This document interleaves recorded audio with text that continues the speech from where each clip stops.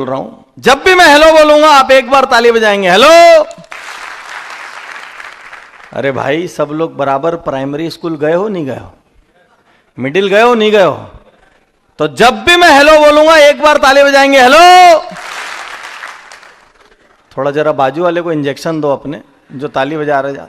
जब भी मैं हेलो बोलूंगा एक बार ताली बजाएंगे, हेलो। अब आए सुर में हम लोग, hello.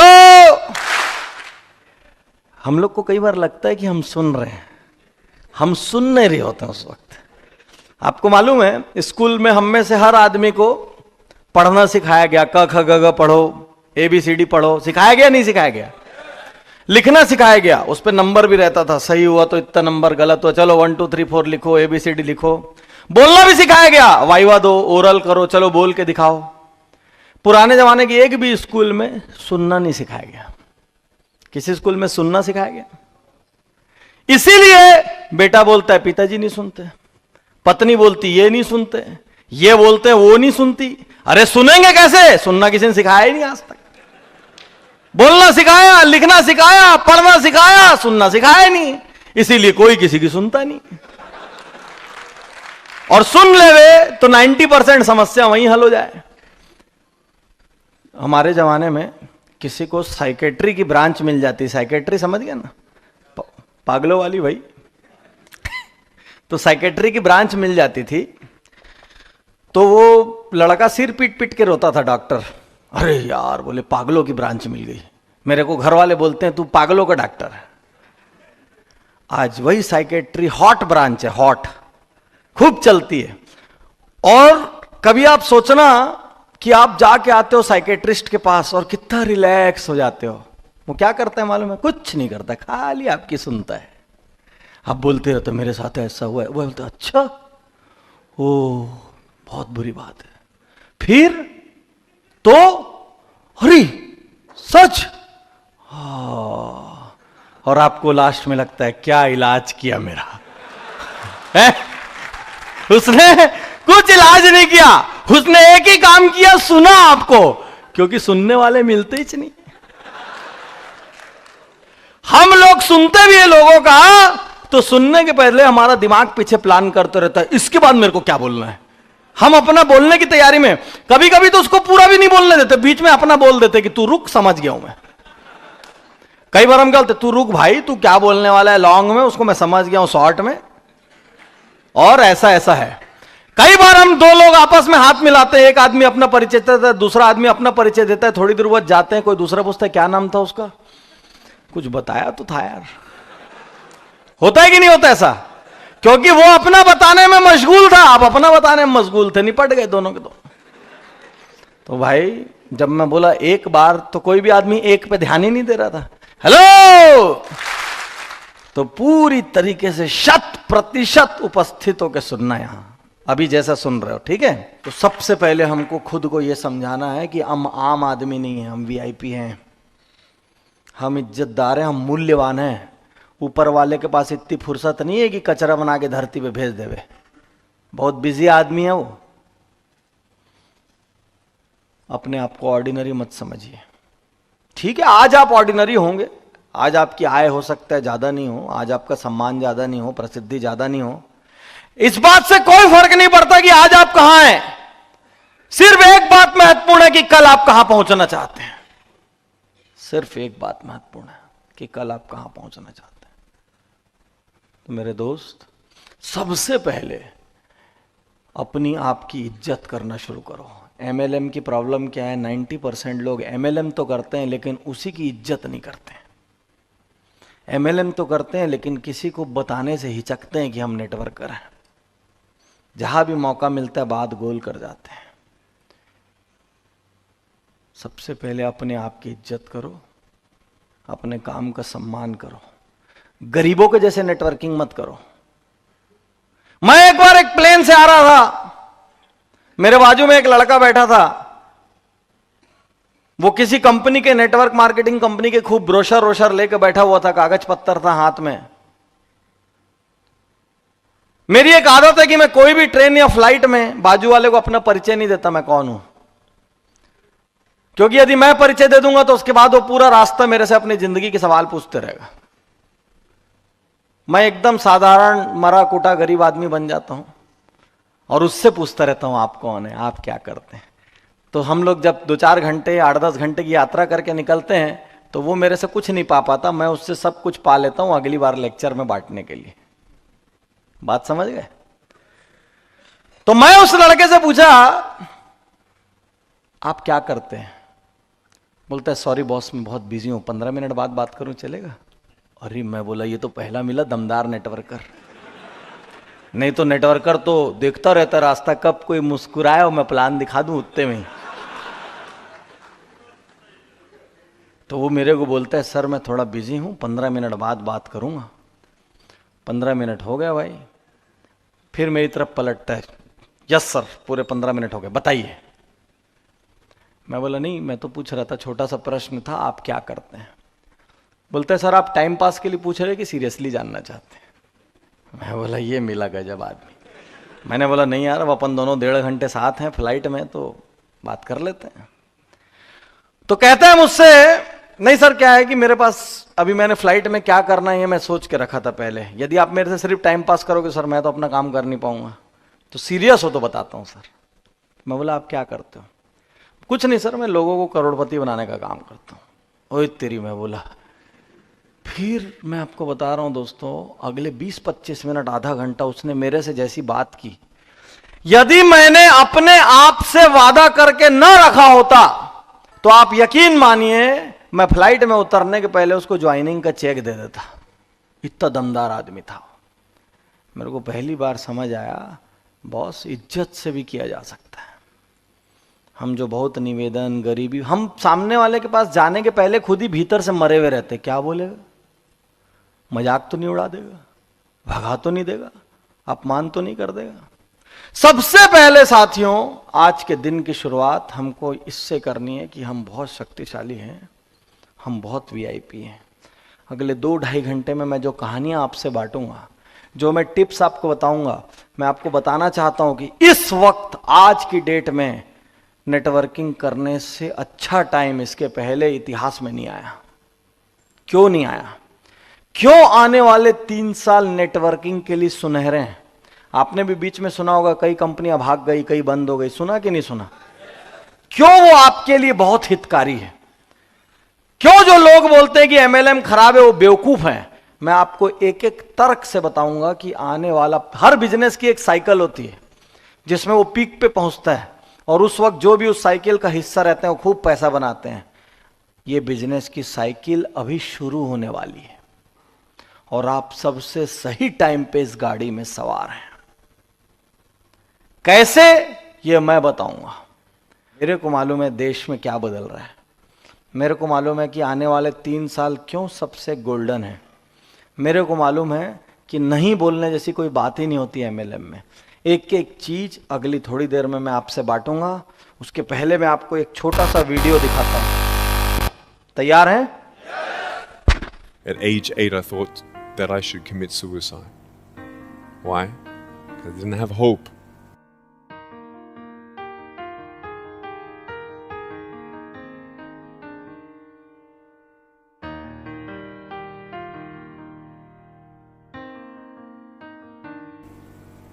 So I tried to give up.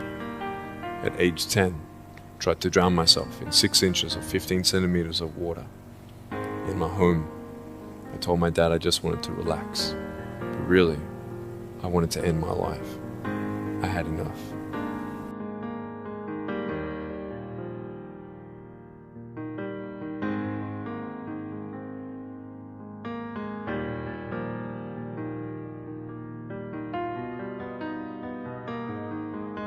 But it was so hard because people put me down.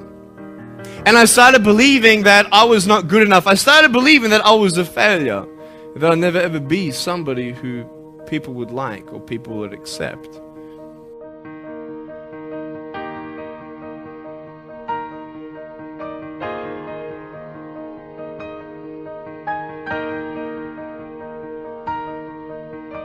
I couldn't change my circumstance.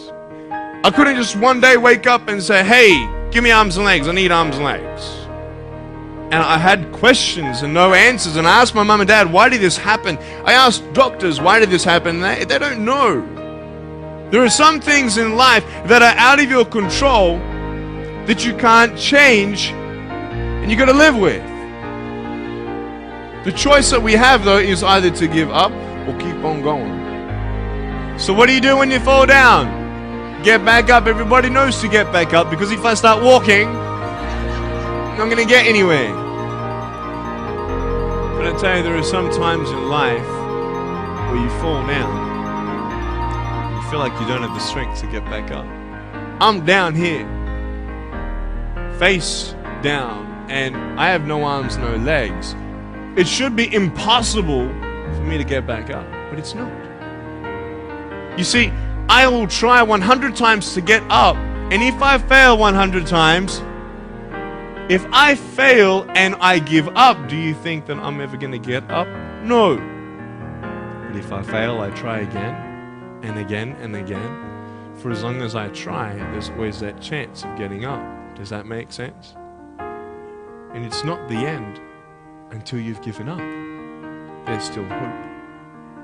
I'm not here today to tell you that I understand your pain. I don't know how it feels to be abused. I don't know how it feels to feel, quote, fat and you've got an eating disorder. I don't know how it feels to have a broken home. I don't know how it feels. But I know how it feels to have a broken heart. And I know how it feels to be alone. But I just want you to know that it's not the end. It matters how you're going to finish. Are you going to finish strong?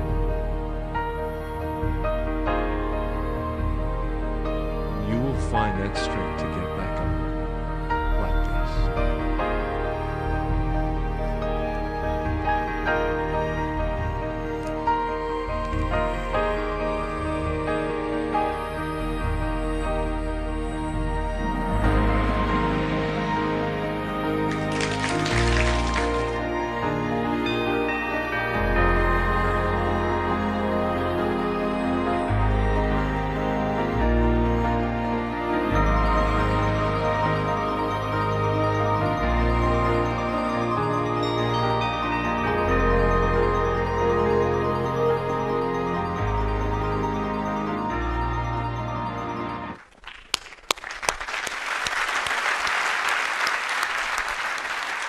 इस आदमी की कहानी सुनना हमको बहुत जरूरी है, क्योंकि मैं यदि मानता हूं कि यदि नेटवर्क मार्केटिंग करने वाले लोग, एमएलएम करने वाले लोग यदि खुद को बहुत पावरफुल और वीआईपी समझने लग जाएं, तो दुनिया की कोई ताकत नहीं रोक सकती।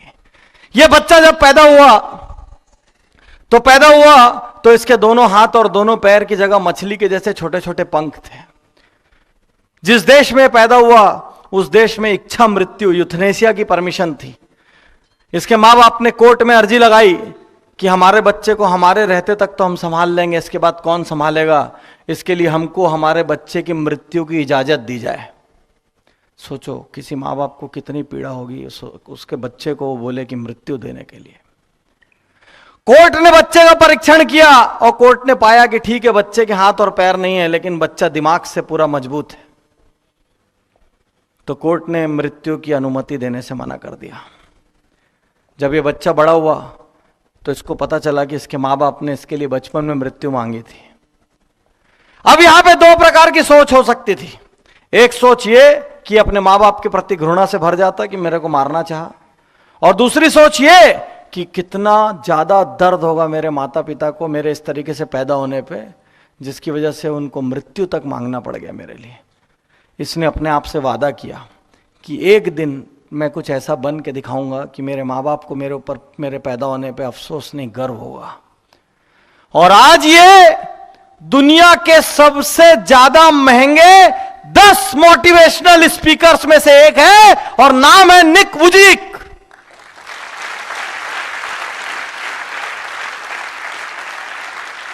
इस वीडियो के बाद और उस दिन उदयपुर के उन लोगों से मिलने के बाद मैंने जीवन से बहाने बनाना, अफसोस करना छोड़ दिया, क्योंकि ऊपर वाले ने हमको पूरे अंगों के साथ इतना सबल बना के भेजा है कि हमको किसी भी सूरत में किंतु परंतु मूड नहीं है, नहीं हो पाएगा, नहीं कर पाएंगे, ये सब चीज़ों की सोच हमको मन से निकालनी होगी। साथियों, अभी हम बात करेंगे तर्कों से एक एक चीज़ की, और अगला 2 घंटा मैं आपसे वादा करता हूं ये आपके जीवन के सबसे बेहतरीन घंटे बना के जाऊंगा मैं। साथियों, हम सब सोचते हैं, राइट? सोचते हैं कि नहीं सोचते? मैं हमेशा सोचता हूं ऊपर वाले ने 2 काम गड़बड़ किया। हेलो, पहला, उसने मुस्कुराहट पे टैक्स नहीं लगाया। हम सब जानते हैं मुस्कुराने से संबंध बनते, राइट? तो भी आदमी चिल्लर पिल्लर टाइप का मुस्कुरा देते हैं। अरे दुनिया में 80% लोगों से तो हमारे सिर्फ मुस्कुराने के संबंध रहते हैं, हम उनका नाम तक नहीं जानते। कितने लोग ऐसे हैं जिनको आप अपने ऑफिसों में मिलते हैं, कितने लोग ऐसे हैं जिनको आप अपनी कॉलोनी में मिलते हैं और पूछते हैं और कैसा है, बोलते बस ठीक हूं। नाम क्या था? नाम तो नहीं मालूम यार। कब से पूछ रहे हैं? 5-7 साल से पूछ रहे कैसा है। बॉम्बे की लोकल ट्रेनों में लाखों लोगों का एक दूसरे से सिर्फ मुस्कुराने का संबंध रहता है, देखते हैं मुस्कुराते हैं। यही दिल से मुस्कुरा दे आदमी, 10-20 बार में एक दोस्त खड़ा हो जाए। यदि ऊपर वाला मुस्कुराने पे टैक्स रख देता और दूसरा सोचने पे टैक्स रख देता, तो एक दिन में इतना खजाना खड़ा हो जाता है कि पूरे देश की गरीबी दूर हो जाती। सोचो, आप तनख्वाह लेके निकले अपनी, घर पहुंचे तनख्वाह आधी खत्म। कैसे? जब भी सोचे तो जेब से 500 का एक नोट गायब हो गया, टैक्स था। तो वो आदमी मेरे साथ ऐसा क्यों किया? 100 गायब, तेरे को मैं देख लूंगा। 200 गायब, ये हमेशा ऐसे ही करता है। 300 गायब, धड़ाधड़ विचार आ रहे, पैसे गायब। साथियों, महात्मा गांधी बोलते हैं कि इंसान कुछ नहीं होता, वो अपने विचारों की मूर्ति होता है।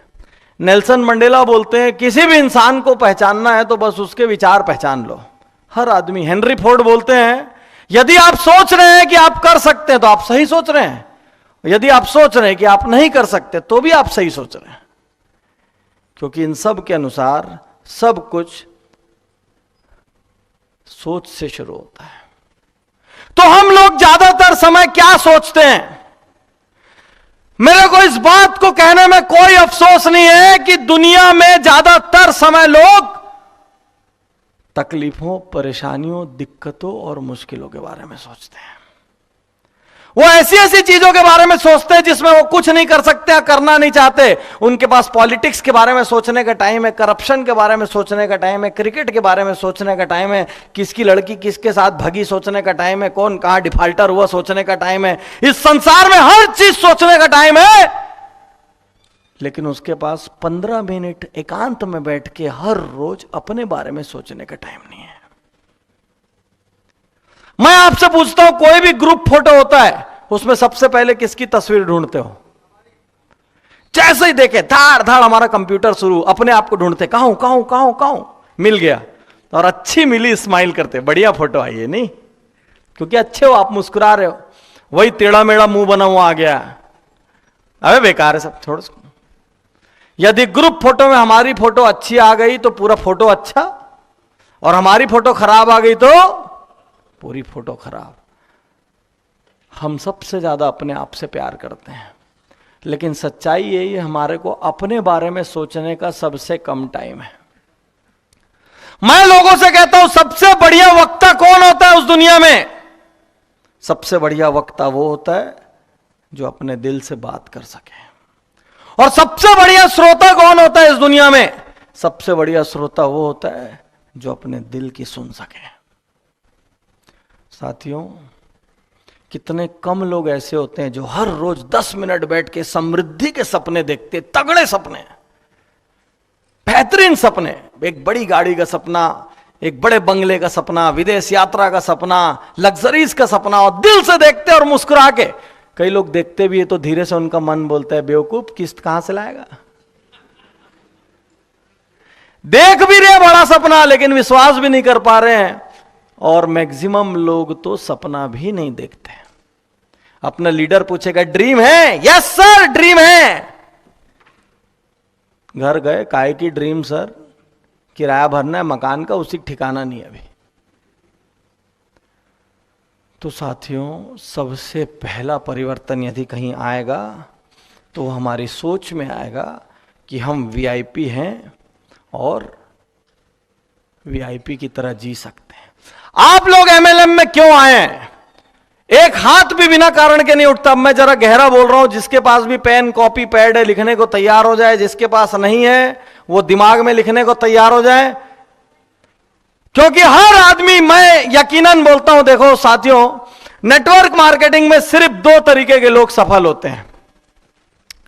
एमएलएम में सिर्फ 2 तरीके के लोग सफल होते हैं। और ये सारी बातें आपको सिर्फ अपने लिए नहीं सुनना है। अब यहां से आगे मैं कोई कॉमेडी नहीं करूंगा, कोई मजाक नहीं करूंगा। जगह रहने की जिम्मेदारी आपकी है। कल को आपके बैंक में जो चेक आएगा उसका हिस्सा आप मेरे को नहीं भेजने वाले हो, तो अभी जगह रहने की जिम्मेदारी आपकी है। और इस वक्त यदि आपके बाजू वाला आपके आदमी आपसे बात करे तो उसको बोलना तू चुप रहे, इस वक्त मेरी लाइफ बनाने का प्रश्न है। क्योंकि हम सब लोग क्या गलती करते हैं पता है? हम सब पैदा तो सिंगल होते हैं। सिंगल पैदा होते हैं कि नहीं? अलग अलग जगह पे पैदा होते हैं, या 4 दोस्त सेटिंग करके पैदा होते हैं। ठीक है, तू वाराणसी में बाहर आ, मैं मेरठ में आता हूं, तू लखनऊ में आ, अपन 18 साल बाद मिलेंगे। कोई सेटिंग करके पैदा हुआ है आज तक? लेकिन जैसे हम बड़े होते हैं हम समूह में जीने लग जाते हैं,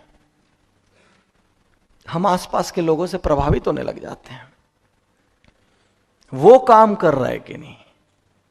हमको कोई अच्छी जगह जाना है, हम एक दोस्त से पूछते हैं चल रहा है, वो बोलता है नहीं यार मन नहीं है। दूसरे से पूछते तू तो चल, नहीं यार तबीयत ठीक नहीं लगी, छोड़ मैं भी नहीं जाता। यही होता है कि नहीं होता है? 4 आदमी, दुनिया इतनी डेंजरस है भाई, 4 आदमी मिलके आपके सपने का कत्ल कर सकते हैं। 4 आदमी, आप सोचो कि आपने एक शर्ट पहनी, शर्ट, और आप उसमें बहुत ही गंदे लंगूर टाइप के दिख रहे हो, और आप पहन के निकलो और आपका एक दोस्त बोले क्या बात है बॉस, आज दिख रहा है, आज है बात। तो अचानक ही आपके भीतर 10% हार्मोन तेज हो जाएंगे। फिर थोड़ा आप और आगे बढ़े, एक दूसरा दोस्त मिलेगा, क्या बात है बॉस, कहां से लिया शर्ट? अच्छा वो आपकी सबसे घटिया शर्ट है, आपको मालूम नहीं है, और आप उसमें सबसे खराब दिखते हो। लेकिन दूसरा मिला, अब आपको बोलेगा क्या बात है यार, कहां से लिया ये शर्ट? फिर तीसरा मिला, वो बोल रहा है सुन यार, मेरे को कल तक तू ऐसी एक शर्ट दिलाएगा ना, नहीं दिलाया तो मैं तेरी ले लूंगा। फिर चौथा मिला, ये हुई ना बात, अब दिखा।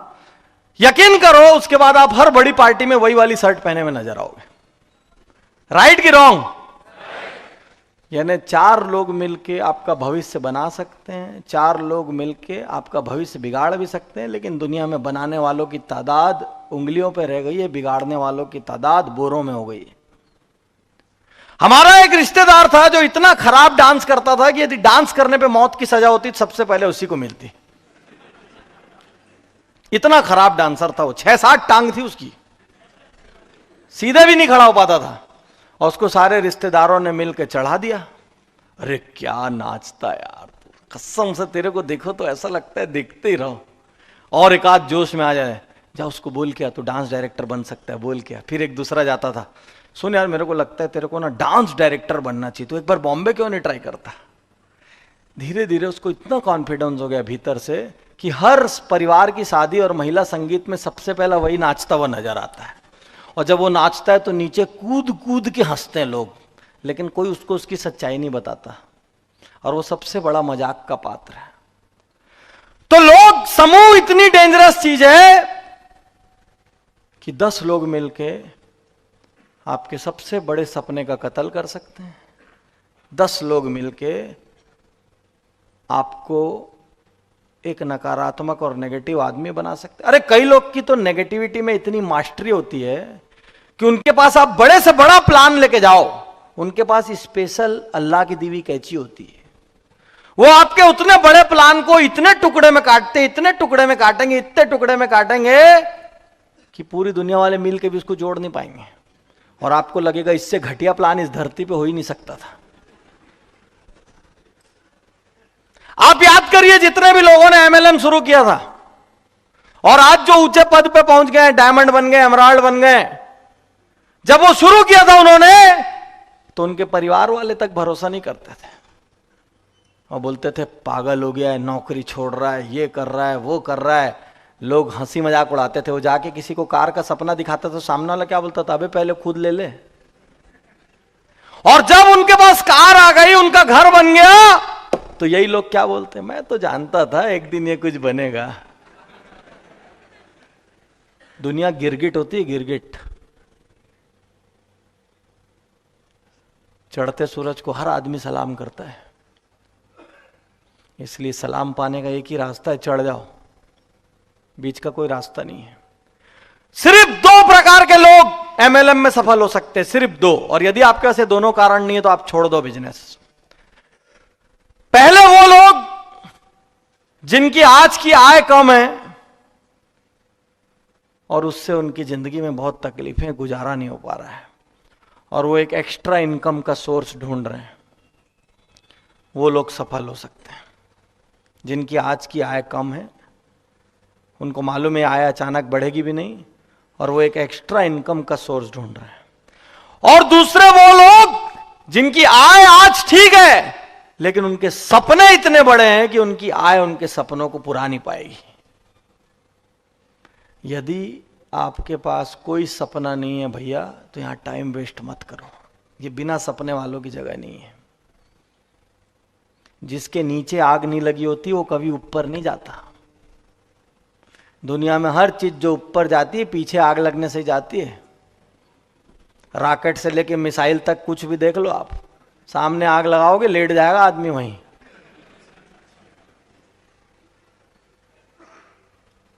तो भैया यदि कोई आग नहीं है, कोई ड्राइव नहीं है, कोई सपना नहीं है, तो टाइम वेस्ट मत करो। क्योंकि कई लोग इस बिजनेस में ऐसी पिकनिक मनाने आए, ये सोच के आए कि ऐसे ही कर लेंगे। कई लोगों को अपलाइन ने भी सपना दिखा दिया, हाँ ऐसे ही हो जाएगा, और ऐसे ही ऐसे में जब 2-4 लोगों ने नहीं बोला और ईगो पे बात है तो वो छोड़ के चले गए, और उन्होंने नेटवर्किंग को बदनाम किया। बाहर वाले ने नहीं बदनाम किया इसको, हमारे ही साथियों ने बदनाम किया जो यहां सफल नहीं हो पाए, लेकिन बाहर उनको गट्स नहीं था ये बोलने का कि नहीं मेरे अंदर दम की कमी थी इसलिए मैं असफल हुआ। वो बाहर जाके बोलते हैं सिस्टम खराब था, बिजनेस खराब था, अरे सब बेकार है सब। अरे ऐसा कैसे सब बेकार है? तो साथियों, यदि आपके पास सपने नहीं है, यदि आपके पास कोई इच्छा नहीं है, अरे एक इच्छा तो होनी चाहिए कि मेरे पास घर नहीं है सर, मेरे को एक घर चाहिए और मैं यहीं से लूंगा। मेरे को एक विदेशी गाड़ी चाहिए सर, राणा सर जब अपनी गाड़ी में घूमते हैं तो मेरी छाती पे सांप लौट जाता है, कब मेरे पास आएगी। मेरे को अपने पिता की याद में एक अस्पताल बनवाना है सर। सर मैं नहीं पढ़ पाया, मेरे को अपने बच्चों को उत्तर प्रदेश के सबसे बड़े स्कूल में भर्ती कराना है सर, चाहे जो पैसा लग जाए। हम कितनी गलती करते हैं। हम अपने बच्चों को कौन सी स्कूल में पढ़ाते हैं? जिसकी फीस हम दे सकते हैं। हम देखते हैं हमारी कमाई कितनी है, उस हिसाब से बच्चे को स्कूल में डालते हैं। अरे सबसे बड़ी स्कूल छाटो, उससे पूछो तेरी फीस कितनी है और उस हिसाब से कमाना शुरू करो।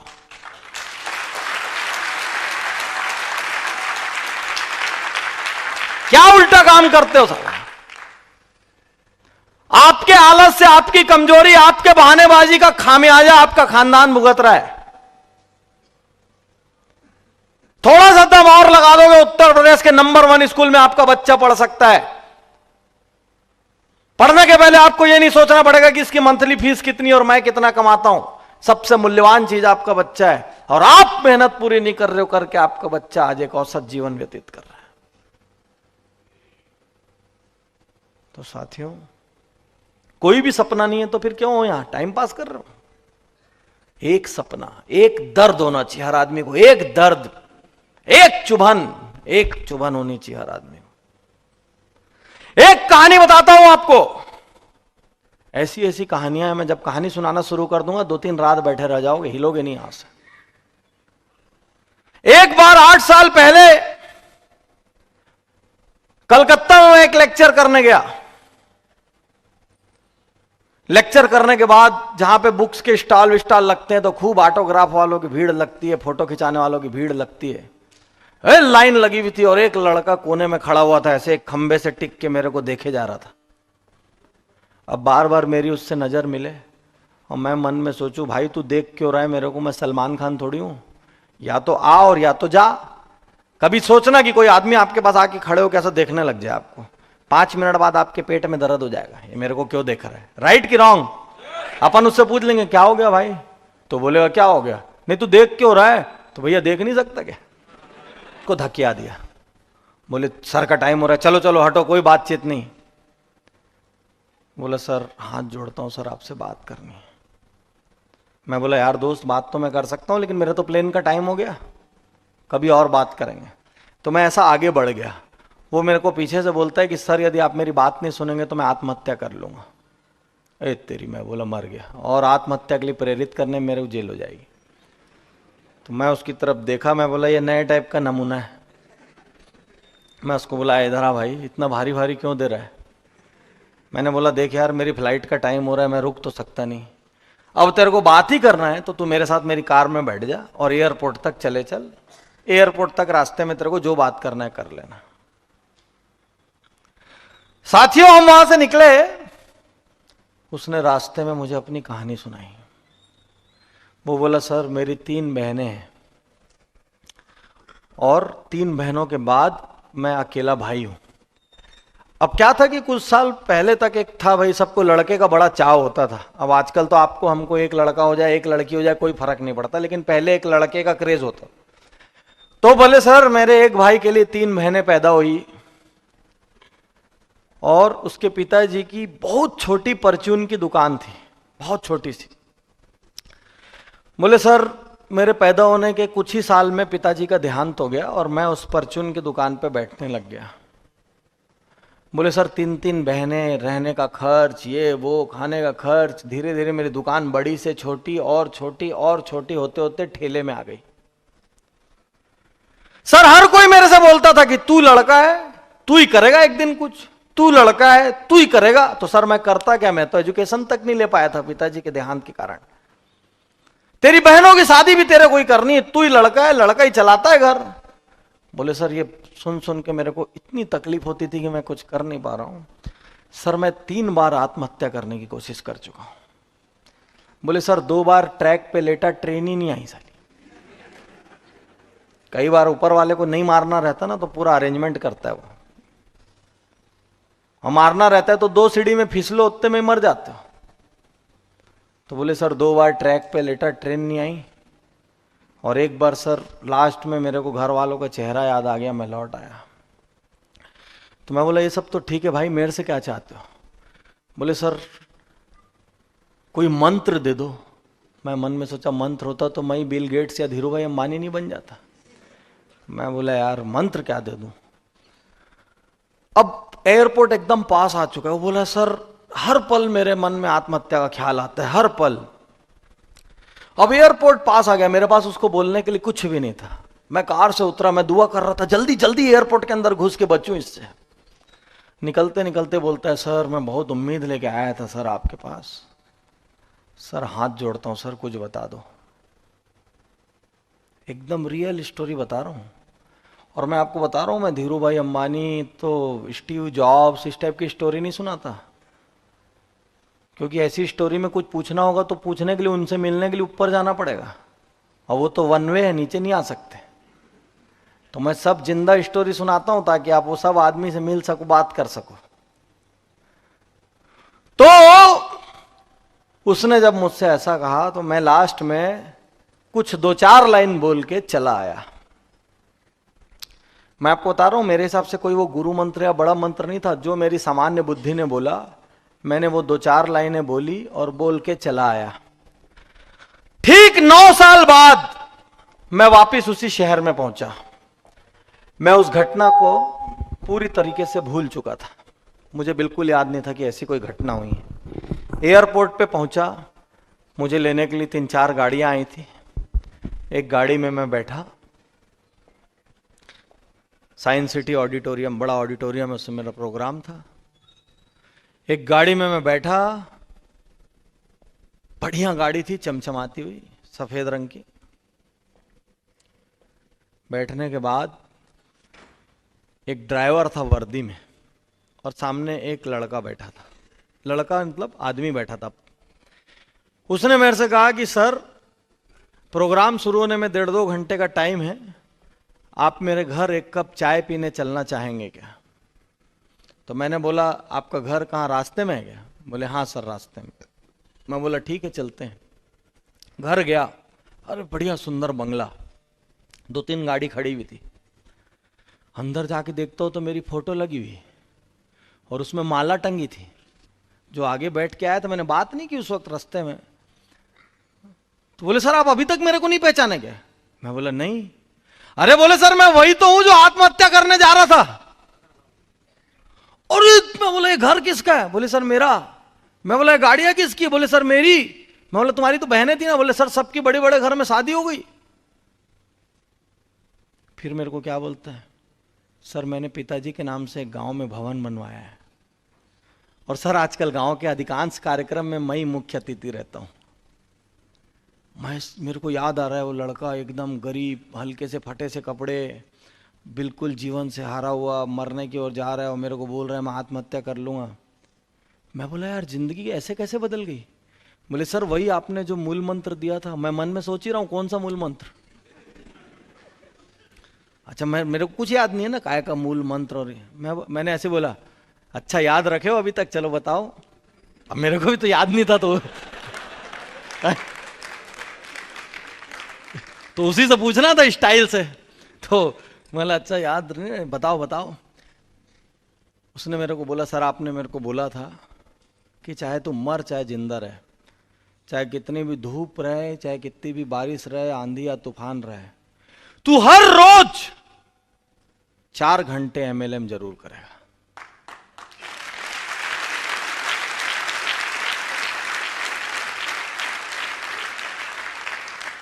और बोले सर आपने मेरे को यह भी कहा था कि कोई भी 2 टॉप लीडर को छांट लेना और उनकी फोटो कॉपी बन जाना।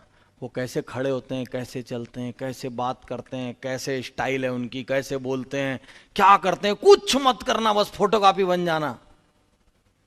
बोले सर मैं 2 टॉप लीडर को छांट के वो गिलास कैसे उठाते मैं देखता था, मैं घर जाके वैसे ही गिलास उठाने की प्रैक्टिस करता, इतना फोटो कॉपी कर गया था। और ये सच कहानी मेरी अगली बुक का हिस्सा है कि सिर्फ 4 घंटा मैंने उसको बोला तू अपना ठेला सुबह 2 घंटे देर से लगा और रात को 2 घंटे पहले उठा, चाहे जो कर, लेकिन 4 घंटा 100%, उसमें 1 मिनट का भी डिस्काउंट नहीं होना चाहिए, 1 मिनट की भी कटौती या समर्पण में कमी नहीं होनी चाहिए।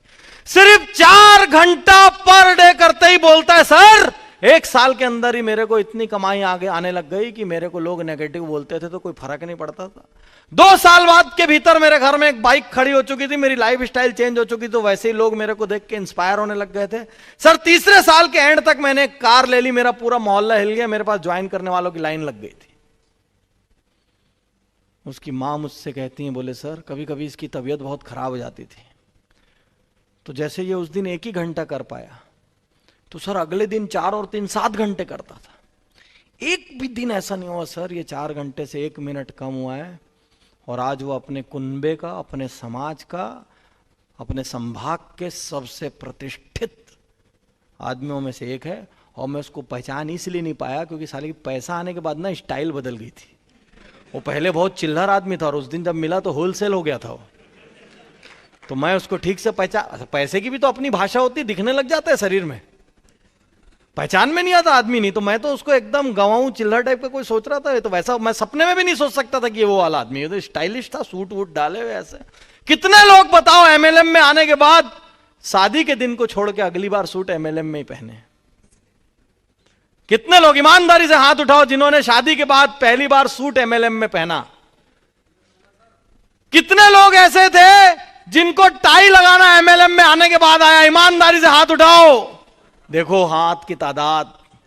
नहीं तो रुको, नहीं तो शुरू में एक स्पेशलिस्ट होता था टाई लगाने वाला, और सारे लोग उसके पास खड़े रहते थे, भाई मेरी भी बांध देना, भाई मेरी भी बांध देना, उसकी डिमांड रहती थी। राइट की रॉन्ग? सब लोग घर से जेब में टाई रख के निकलते थे क्योंकि हिम्मत नहीं थी टाई बांधने की। मोहल्ले वाले हंसेंगे तो क्या बोलेंगे, शर्म आती थी नहीं आती थी? हर आदमी इसी प्रक्रिया से गुजरता है, इसमें कोई अनोखी और अनूठी बात नहीं है। लेकिन जब वो एक आम लड़का 5वीं फेल 2 साल के भीतर सिर्फ 4 घंटे पर डे MLM करके अपने परिवार का भाग्य बदल सकता है, तो क्या हम और आप नहीं बदल सकते? साथियों, ऐसी सैकड़ों कहानियां मेरे पास है जो आपके भीतर आग लगा सकती है, क्योंकि आप में से अधिकांश लोग उससे अच्छे हैं। यहां पे अभी पूछूंगा 5वीं फेल कितने लोग हैं, तो बहुत कम निकलेंगे। साथियों, बड़ा सपना देखो, और एक दर्द होना चाहिए, कहीं कुछ करने का दर्द, कोई एक चुभन, कोई एक अपमान, एक चीज होनी चाहिए। उसके बिना कोई आदमी तरक्की नहीं करता। और यदि कुछ भी नहीं है तो भाई पिकनिक मत मनाओ, निकलो यहां से, क्योंकि आप एक अकेले आदमी पूरे सिस्टम को डुबा दोगे। एक बाल्टी पानी को रंगीन करने के लिए एक बाल्टी रंग की जरूरत होती है कि एक बूंद रंग की? तो एक आदमी भी पूरा सिस्टम डुबा सकता है।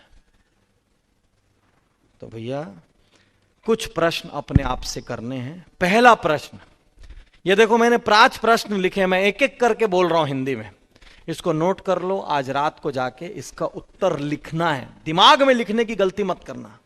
99% लोग क्या अपने दिमाग में याद रखते हैं, ब्लंडर नहीं करना दिमाग में याद रखने का, दिमाग को बड़े काम के लिए रहने दो।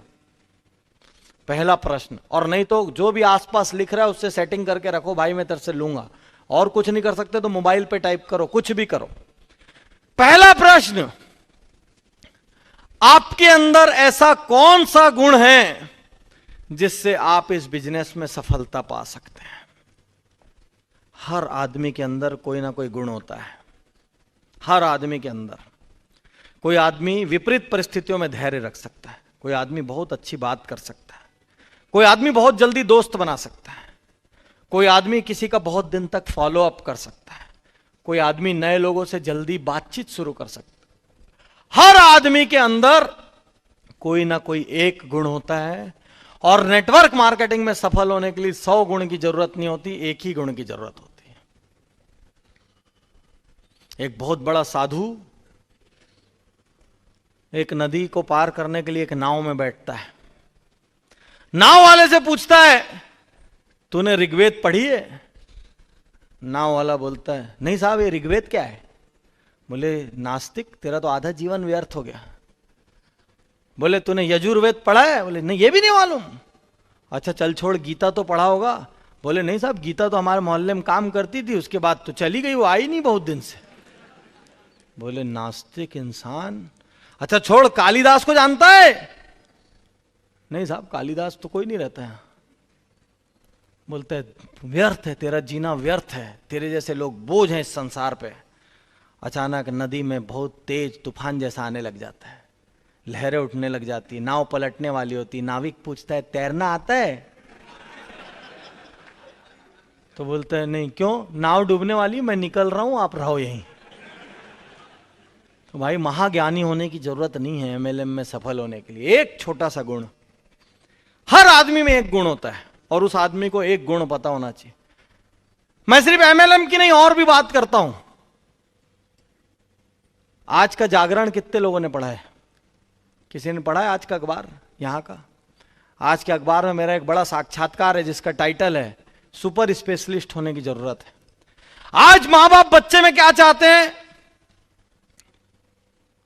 इसको अच्छा डांस आना चाहिए, ये अच्छा गाना गाना चाहिए, ये अच्छी ड्राइंग भी बनाना चाहिए, ये मां बाप का आदर करना चाहिए, टाइम पे सोना चाहिए, टाइम पे उठना चाहिए, धूल में नहीं खेलना, बारिश में नहीं जाना, जंक फूड नहीं खाना, कभी पलट के जवाब नहीं देना, आंख नहीं दिखाना, टाइम पे पढ़ना। है तेरी क्या प्रोडक्ट खरीद रहे हो? अरे वो बच्चा है कि प्रोडक्ट? जिसको एक विटामिन बॉटल पकड़ ली, हाँ vitamin A B C D ये सब, इसमें एफ क्यों नहीं है? चल एफ डाल। या कंप्यूटर के जैसे, हाँ भैया कैसा बच्चा चाहिए आपको? हाँ तेज दौड़ना चाहिए, यस बोलिए, डांस करना चाहिए, हाँ बोलिए, और भाषण देने, हाँ तो हो गया, ये लो ये आपका बच्चा लो।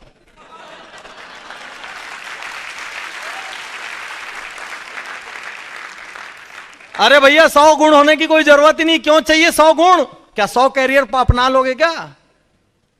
जिसके भीतर 10 चीजों में जो औसत रहता है ना, वो अच्छा स्टाफ बनता है। जो एक चीज का सुपर स्पेशलिस्ट होता है वो अच्छा मालिक बनता है। इसलिए आपके भीतर एमएलएम में जीतने के लिए 25-50 गुण की जरूरत नहीं है। एक गुण अपने भीतर ढूंढ लो, और आपको मालूम होना चाहिए मेरा एक गुण है, ये साला मेरे को 100 बार मना करेगा, मैं फिर भी 101 बार इसके पास जा सकता हूं, ये मेरा गुण है। ये कितना भी बोल ले, मैं अपने दिल पे नहीं लूंगा, मुस्कुराता रहूंगा, ये मेरा गुण है। हालांकि अनजान शहर में छोड़ दो, मैं 20 दोस्त बना लूंगा, ये मेरा गुण है। एक गुण मालूम होना चाहिए आपको अपना बस, और वो गुण हमेशा याद होना चाहिए कि मेरा ये एक गुण है। एक गुण पे गंगा पार लग जाती है। तो पहला प्रश्न, आपके भीतर ऐसा कौन सा गुण है जिससे आप इस बिजनेस में सफलता पा सकेंगे? प्रश्न स्पष्ट है? दूसरा प्रश्न, आप इस बिजनेस से क्या पाना चाहते हैं? यदि आपको नहीं मालूम आप क्या पाना चाहते हैं तो आप टाइम वेस्ट कर रहे हैं। कई लोग क्या बोलते हैं, सर मैं बड़ा आदमी बनना चाहता हूं। जा घुटने का ऑपरेशन करा ले, 1 इंची लंबाई बढ़ जाएगी, बड़ा हो जाएगा तू। आजकल एडवर्टीजमेंट आता है ना, इलीजारो तकनीक से 1 इंच बढ़ाओ।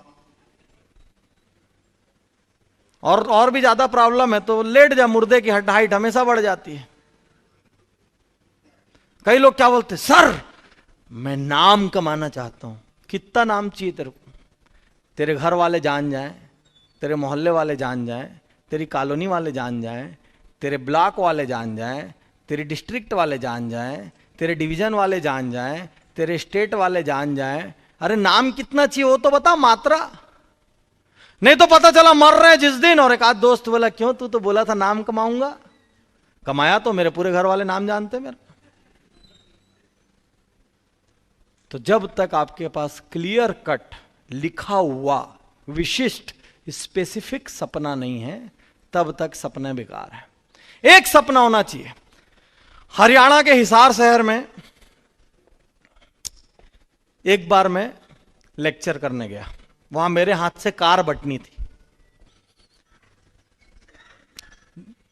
जब कार बटनी थी तो अचानक मैं देखता हूं कि एक लेडीज का नाम पुकारा गया। महिला वर्ग बैठी है ना इतनी सारी, तो एक लेडीज का नाम पुकारा गया।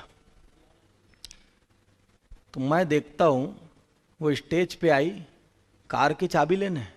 तो मैं पहले उसको ऊपर से नीचे तक देखा और मैं पूछा, नहीं आईडी तो ठीक है तुम्हारे नाम पे, काम कौन करता है? बात समझ गए? आईडी तो तुम्हारे नाम पे, काम कौन करता है? बोले मैं ही करती हूं साहब। अच्छा। थोड़ी देर बाद देखा एक और कार अनाउंस हुई, फिर उसको। अरे मैं बोले ये कैसे होगी?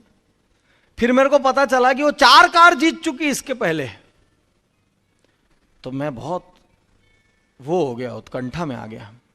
मैंने वो महिला से कहा कि भाई ये प्रोग्राम खत्म होने के बाद मेरे को आपसे 5 मिनट मिलना है। मैंने उसको बुलाया और मैंने उससे पूछा, कैसे करते हो ये सब? कैसे 4-4 कारें ले ली तुमने? वो क्या बताती है, बोले साहब मेरे पति ट्रक ड्राइवर थे, 2 छोटे छोटे बच्चे थे, अचानक पति का देहांत हो गया। मैं देखती थी मेरी मालकिन घर में रोज मीटिंग बिठाती थी और वहाँ कुछ कुछ समझाती थी। मेरा काम था बर्तन वर्तन साफ करना, चाय पानी ला के देना, मैं रोज रोज सुनती थी। एक दिन मैंने अपनी मालकिन से बोला, मालकिन मेरे को भी बना लो इसका हिस्सा। मालकिन ने डांट डपट दिया मेरे को। मैंने मालकिन को बोला, मालकिन मेरी तनख्वाह में से काट लेना आप, क्योंकि बोले मैं अपने 2 छोटे छोटे बच्चों को कुछ बनाना चाहती थी। उसके पिता ने सपना देखा था कि मेरे बच्चे ये बनना चाहिए, तो मैं उनका सपना पूरा करना चाहती थी। और बोले मैं अपने मालकिन का बैग उठाने लग गई, उनके साथ घर घर जाया करती थी और धीरे धीरे धीरे धीरे धीरे करके 4 कार की अचीवर हो गई है। और आप आश्चर्य करोगे जान के कि उसका बच्चा आज कलेक्टर बन गया है। कलेक्टर बन गया। ऐसे सैकड़ों सच्ची कहानियों को मैंने अपनी आगे वाली बुक में सिर्फ कहानियां ही दी है। तो साथियों, एक चीज पता होनी चाहिए आपको कि आप इस बिजनेस से क्या पाना चाहते हो। प्रश्न 3, क्या आप 100% मेहनत कर रहे हो? यदि कोई दूसरा आदमी आपको आके बोल देगा ना, अरे तू मेहनत नहीं करता, काम चोर है, आप उससे मारपीट कर लोगे। लेकिन आपके भीतर का सच आप जानते हो कि आप 100% मेहनत कर रहे हो कि नहीं कर रहे हो। क्या आप 100% मेहनत कर रहे हो? यह प्रश्न आपको अपने आप से करना है। चौथा प्रश्न, आपके सामने प्रमुख बाधा क्या है? कौन सी ऐसी चीज है जो आपको रोक रही है? कौन सी प्रमुख बाधा है? एक बार बाधा तो पता चले, सर ये दिक्कत है, इस कारण मैं सफल नहीं हो पा रहा हूं, फिर उसका हल ढूंढना। पहले बाधा तो पता चले, पूछो तो सही कौन सी ऐसी बाधा है। अरे यहां आए हो तो कोई ना कोई कारण से आए हो, आपको बता रहा हूं, कोई ना कोई सपना तो है, कोई ना कोई कमी, कोई ना कोई तकलीफ है जिसकी वजह से आप यहां आए हो। एमएलएम में कोई आदमी ऐसे ही नहीं चला आता, और आता है तो छटनी होकर जल्दी बाहर चले जाता है। यदि आप यहां आज बैठे हो तो कोई ना कोई एक पॉइंट तो है जिसकी वजह से आप बैठे हो, जो पाना है, कुछ ना कुछ कहीं किसी को करके दिखाना है, कुछ ना कुछ किसी अपमान का बदला लेना है, कोई ना कोई एक कमी थी जिसको जीवन में आपके मन के किसी कोने को साल रही है, उस कमी को आपको जीतना है। कोई ना कोई एक बात तो है। पूछो अपने आप से कौन सी प्रमुख बाधा है जो मेरे को रोक रही है। बाधा ही नहीं पता चलेगी तो हल कहां से निकालोगे। और लास्ट और अंतिम प्रश्न, ये आप कितने साल में पाना चाहते हैं? जो भी आप पाना चाहते हैं वो आप कितने साल में पाना चाहते हैं? याद रखिए, जब तक किसी सपने की टाइम लिमिट नहीं होती वो सपना सपना नहीं होता। आपके घर में कोई शादी है, आप 6 महीना पहले ज्यादा टेंशन में रहते हैं कि 3 महीना पहले? 3 महीना पहले कि 1 महीना पहले? 1 महीना पहले कि 1 हफ्ते पहले? 1 हफ्ते पहले कि 1 दिन पहले? 1 दिन पहले की बारात दरवाजे पे आनी उसी वक्त? हम सब जब घर में हमारे टेलीफोन बिल आता है ना, बीवी बोलती है बिल आ गया है जी, हमारा पहला प्रश्न क्या होता है? लास्ट डेट कब है? राइट कि रॉन्ग? हर आदमी पूछता है लास्ट डेट कब है। फिर वो बीच में एक बार याद दिलाएगा कोई घर का आदमी, अरे अभी तो बाकी है ना 5 दिन। फिर लास्ट में कहा बताना नहीं था आज लास्ट दिन है। कितनी लंबी लाइन होगी आज। दुनिया में 90% स्टूडेंट एग्जाम के आखिरी दिन ही एग्जाम फॉर्म भरते हैं। क्यों? क्या कुछ बदल जाता है आखिरी दिन तक? नहीं, अभी तो बचा है टाइम, अरे अभी तो दिन है। अच्छा, सब लोग एग्जाम में गए कि नहीं गए? कभी ना कभी एग्जाम दिए? कौन सा सब्जेक्ट का पेपर बिगड़ता है? जो लगातार चलता है वो, या जिसमें 2-4 दिन की छुट्टी हो जाती है वो? क्योंकि आदमी 4 दिन की छुट्टी वाले में क्या बोलता है? टाइम है, अभी तो कल कर लूंगा, फिर कल कर लूंगा, फिर आखिरी दिन अरे ये कैसा हो गया, 4 दिन की छुट्टी थी। तो साथियों, यदि आपके सपने में टाइम लिमिट नहीं है, हेलो, यदि आपके सपने में टाइम लिमिट नहीं है, हेलो, यदि आपके सपने में टाइम लिमिट नहीं है, हेलो, यदि आपके सपने में टाइम लिमिट नहीं है, ये क्या हुआ? ये क्यों हुआ? क्यों हुआ अभी चौथी बार वाला गड़बड़? इसी को कहते हैं सब कॉन्शियस माइंड। अपने आप बच गई ना, क्योंकि आपने उम्मीद कर लिया कि मैं अब ऐसे ही करूंगा। भाई, जिंदगी कोई नक्शा नहीं है जो उम्मीद के हिसाब से ही चलेगी। कभी कभी निर्णय बदलना भी पड़ता है। कुछ नया पाने के लिए जिंदगी में कुछ नया करना पड़ता है।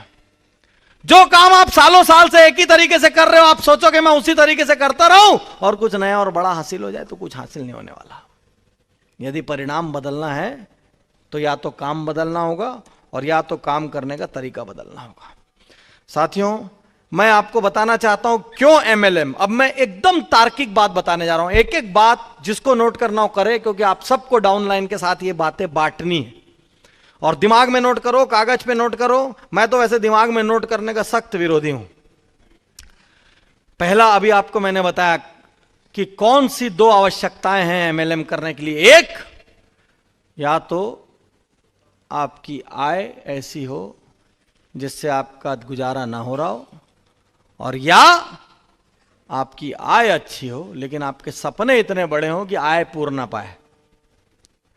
दूसरा, हिंदुस्तान एमएलएम के लिए बेस्ट क्यों है। अब अभी तक आपको लोग ये बताते हैं ना, अरे यार मार्केट में बहुत सैचुरेशन है, अरे यार जहां जाओ लोगों के पास कोई ना कोई जा चुका है, जहां जाओ लोग नकारात्मक बोलते हैं, खराब बोलते हैं एमएलएम को, ये बोलते हैं वो बोलते हैं।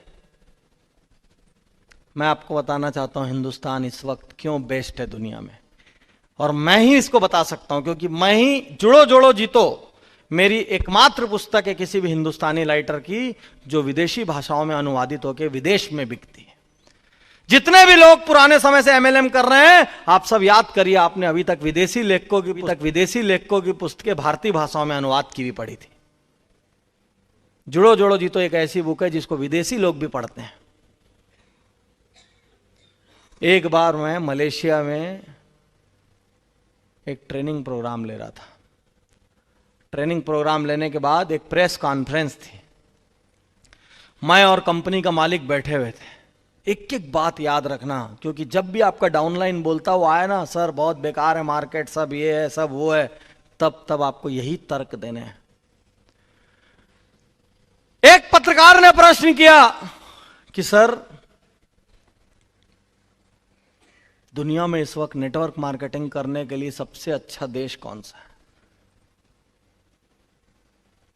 उसने तुरंत छूटते से जवाब दिया, मलेशियन कंपनी का मालिक है ना, इंडियन नहीं। तुरंत छूटते से उसने जवाब दिया, भारत। मैं उसकी तरफ देखने लग गया। तो पत्रकार ने पूछा क्यों? उसने एक जवाब दिया, एमएलएम के लिए दो चीजों की जरूरत है। एमएलएम एक पीपल्स बिजनेस है, राइट? एमएलएम के लिए दो चीजों की जरूरत है। पहली चीज, बहुत सारे लोग, यानी कि आबादी, क्योंकि पीपल्स बिजनेस है, जितने पीपल उतना बिजनेस। तो एमएलएम की पहली जरूरत है बहुत सारे लोग, और दूसरी जरूरत है बहुत सारे जरूरतमंद लोग। फर्क समझ गए? बहुत सारे लोग में तो हमसे आगे भी एक देश है। कौन सा देश है? लेकिन बहुत सारे जरूरतमंद में हम ही नंबर 1 है। तो पहली चीज बहुत सारे लोग, और दूसरी चीज बहुत सारे जरूरतमंद लोग। और मैं बता रहा हूं, सही समय पे सही बिजनेस में सही जगह पे होना भी भाग्य की बात होती है। आज एकदम सही समय है। आप एक सही देश में पैदा हुए हैं, भयंकर आबादी है। लोग बोलते हैं ना बिजनेस पूरा भर गया है। मैं आपको बताना चाहता हूं कितनी आबादी है इंडिया की, बताओ? लगभग 120 से 140 करोड़ के बीच हिंदुस्तान की आबादी है। और मैं जब इतना बोल रहा हूं, इसके बीच में अभी 10-20 और पैदा हो चुके हैं इधर उधर। 120 से 140 करोड़ की आबादी में यह सच बोलते हुए मैं यहां गर्व महसूस करता हूं कि हिंदुस्तान में आज भी 5 करोड़ लोग भी एमएलएम नहीं कर रहे हैं। और यदि 125 करोड़ की आबादी है तो 120 करोड़ इंतजार कर रहे हैं आपके साथ साइन करने के लिए। यही सच्चाई है।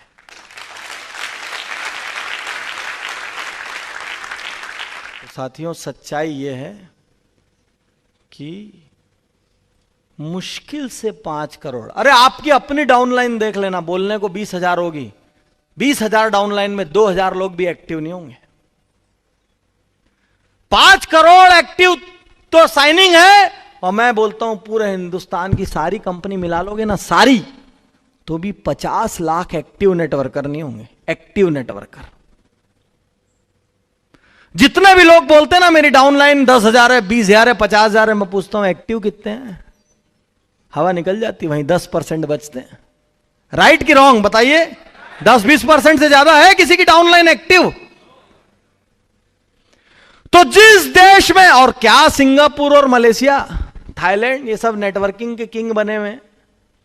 कितना बड़ा है सिंगापुर? आधे दिल्ली के बराबर, उतना सा सिंगापुर है। हम एक अकेले भारत में, मैं आपको ईमानदारी से बता रहा हूं, 50 देश के बराबर हैं हम। चाहे क्षेत्र देख लो, और जनसंख्या में तो 60-70 देश के बराबर हो जाएंगे हम। तो आपको असली में एमएलएम करने की परमिशन एक देश की नहीं है। सच्चाई है 60-70 देश में करने की परमिशन है आपको।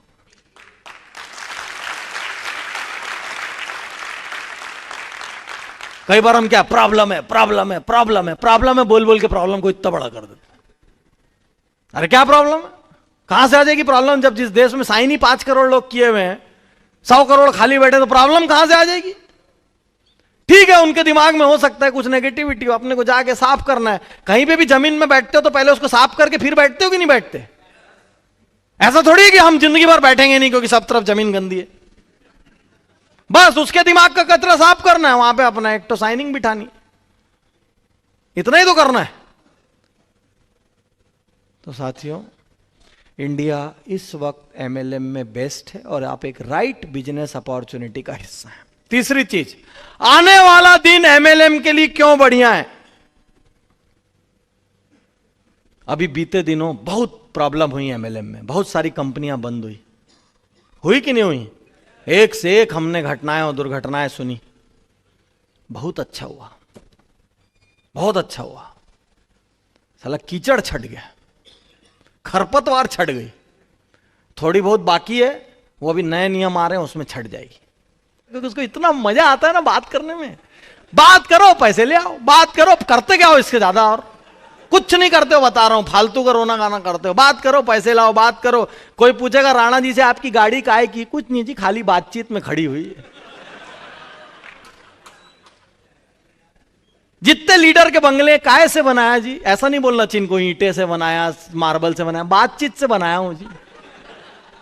करते क्या हो इसके अलावा? और बता दो, एक बोरी उठाते हो, एक जगह पसीना बहाते हो, कुछ करते हो तो? जहां भी जाते हो केवल बात करते हो। तो आने वाला समय एमएलएम के लिए बहुत अच्छा है। नए नियम आ रहे हैं, फालतू के ग्रोथ प्लान बंद होंगे, ग्रीडी प्लान बंद होंगे, सारे लालच वाले प्लान निपट जाएंगे। थोड़ा वक्त भर है, मैं बता रहा हूं, अंदर की बात बता रहा हूं, ऑफिशियल बात बता रहा हूं आपको। सारे लालच वाले प्लान निपट जाएंगे। और मैं बता रहा हूं, लोगों को ना नेटवर्क कंपनियां धोखा नहीं देती, सच्चाई ये वो खुद को धोखा देते हैं। अभी आपके पास कोई कंपनियां है और बोले आप मेरे को 10,000 लगाओ और मैं हर महीने आपको 10,000 दूंगी, उसके बाद आप लगा देते हो, तो कंपनी बेवकूफ है कि आपने लालच में लगाया 10,000। आपको भली भांति मालूम है कि हिंदुस्तान का बैंक जब साल में 8% ब्याज देता है, तो कौन सी माई की लाल कंपनी ऐसी आ जाएगी जो महीने का 20% से 100% के बीच रिटर्न दे देगी? साल का 200% दे देगी, एक साल में पैसा डबल कर लेगी। आपको भली भांति मन के किसी कोने में मालूम रहता है कि ये भाग सकती है। आप अपने आप को क्या बोलते हो? थोड़े दिन बाद भागेगी, तब तक तो अपन अपना निकाल लेंगे। और आप ही का लेके भाग जाती, क्योंकि आप निकाल नहीं पाते, वापिस री इन्वेस्ट हो जाते हो। तो जो भी आदमी मर रहा है वो अपने लालच में मर रहा है। भाई आप यदि बेवकूफ हो तो बनाने के लिए तो दुनिया तैयार है। आप यदि बेवकूफ हो तो बनाने के लिए तो दुनिया तैयार है ना। इसमें दुनिया की क्या गलती है? गलती तो आपकी, आप बेवकूफ हो। अच्छा, आप बेवकूफ भी नहीं हो, एक्चुअली आप डेढ़ होशियार हो। बेवकूफ तो वो होता है जिसको पता नहीं रहता कि ऐसी कंपनी भाग जाती है। हर पैसा लगाने वाले आदमी को पता रहता है भागेगी, ये हकीकत है। लेकिन उसके आंख पे ऐसा लालच का पर्दा पड़ जाता है ना, उसको नजर आना बंद हो जाता है। वो और अपने अकेला नहीं मरता, वो 4, 5, 10, 20 नाते रिश्तेदार को लेके, कुनबे को लेके मरता है पूरा। ढूंढते रहता है किसका पीपीएफ खाली हो, किसका प्रोविडेंट फंड से वो पैसा लेके निकले और पूरा का पूरा लगवा दूं इसी में। हर आदमी को मालूम रहता है कहां गलत। लेकिन वो समय समाप्त होने वाला है। हम बहुत अच्छे ऑर्गेनाइज्ड नेटवर्क में प्रवेश करने जा रहे हैं, जहां पे अच्छी कंपनियों के लिए जगह रहेगी। उन कंपनियों के लिए जगह रहेगी डाइवर्सिफाइड, जिनके 3-4 प्रकार के प्रोडक्ट हैं। सारे अंडे एक टोकरी में रखो, टोकरी गिरती तो अंडे पूरे के पूरे एक साथ फूट जाते हैं। बोलते हैं ना कहावत, सारे अंडे एक टोकरी में मत रखो। अब इसमें शाकाहारी आदमी बोलेगा सर मैं क्या करूं, मैं तो अंडा खाते ही नहीं हूं। तो जिनके डाइवर्सिफाइड प्रोडक्ट हैं, विभिन्न क्षेत्रों के प्रोडक्ट हैं, वो कंपनियां सरवाइव करेगी। और क्यों एमएलएम को एक सीरियस बिजनेस? आज तक आपको लोगों ने ये बोला है ना एमएलएम एक पारंपरिक बिजनेस से अलग है, यही बोला है ना, ट्रेडिशनल बिजनेस से अलग है। मेरा तो पूरा सिद्धांत ही उल्टा है भाई। मैं तो बोलता हूं आपको एमएलएम ट्रेडिशनल बिजनेस की तरह करना चाहिए। अब कैसे करना चाहिए ये मैं अभी बताने जा रहा हूं। आप कितने भी पुराने लीडर हो, नए लीडर हो, इससे कोई फर्क नहीं पड़ता। खुद को एजुकेट, क्योंकि इस बिजनेस में इन्वेस्टमेंट ही क्या है टूल्स को छोड़ के? आप बताओ क्या इन्वेस्टमेंट? अरे थोड़ा बहुत पेट्रोल जलाते हो तो हर बिजनेस में जलता है। थोड़ा बहुत चाय नाश्ता करने में खर्चा होता है तो हर बिजनेस में होता है। सिर्फ एक रीढ़ की हड्डी है इस बिजनेस की, सिर्फ एक इन्वेस्टमेंट है, वो tools, books, CDs, tapes, functions. पूरा यकीन करो, हर रोज कितना भी क्यों नहीं जानते हो, फिर भी 25-50 पन्ने एक अच्छी पुस्तक के पढ़ो। अपनी कार में हर वक्त एफएम वगैरह सुनने की जगह कोई बढ़िया मोटिवेशनल एमएलएम की सीडियां लगाओ, ताकि चलती कार में भी एक एजुकेशन की क्लास हो जाए। सिर्फ एक चीज आपको करेगी, वो है शिक्षा के प्रति समर्पण। और कंपनी अभी आज की डेट में एक अच्छी कंपनी होने के मापदंडों पे खरी उतरती है। और आज की डेट में मेरे को आपका भविष्य सुरक्षित हो नजर आ रहा है, और भविष्य सुरक्षित होना भी बहुत खुश होने की बात होती है। चलो खुश होकर तालियां बजाओ थोड़ा।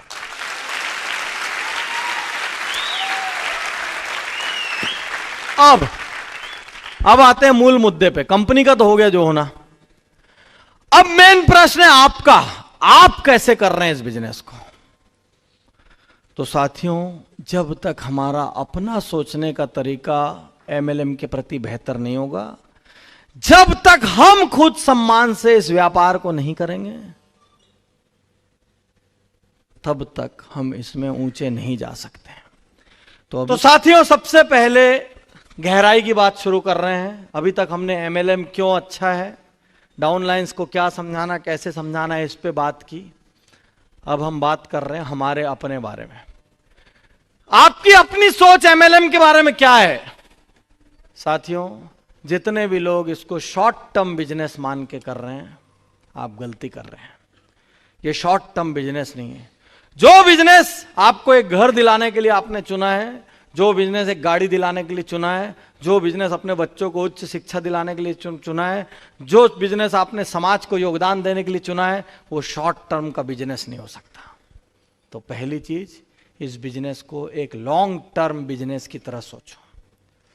दूसरी चीज, ढेर सारी समस्याएं हैं मार्केट में, ढेर सारी है, लेकिन उस ढेर सारी समस्याओं के बीच ढेर सारे समाधान भी छुपे हैं। समस्याएं देखने की जगह समाधान देखना शुरू करो। और मैं बोलता हूं, एमएलएम में समस्याएं होती नहीं है। मैं चाहता हूं कि आप लोग थोड़ा बताएं कि जब आप मार्केट में जाते हैं तो लोग क्या क्या बोलते हैं। मैं आज आपको एक ऐसा मूल मंत्र देखने जा रहा हूं, गुरु मंत्र देने जा रहा हूं, जिसके बाद आपको मार्केट में कोई समस्या नहीं होगी। क्या आपको एक गुरु मंत्र चाहिए? मतलब जैसे ही आपका कोई नहीं बोलेगा, आप भीतर से गदगद बाग बाग हो जाओगे। तो ये गुरु मंत्र आपको चाहिए? तो पहले ये बताएं, मार्केट में जाते हैं तो क्या क्या प्रॉब्लम आती है। एक एक पॉइंट बोलना है बस, बोलो।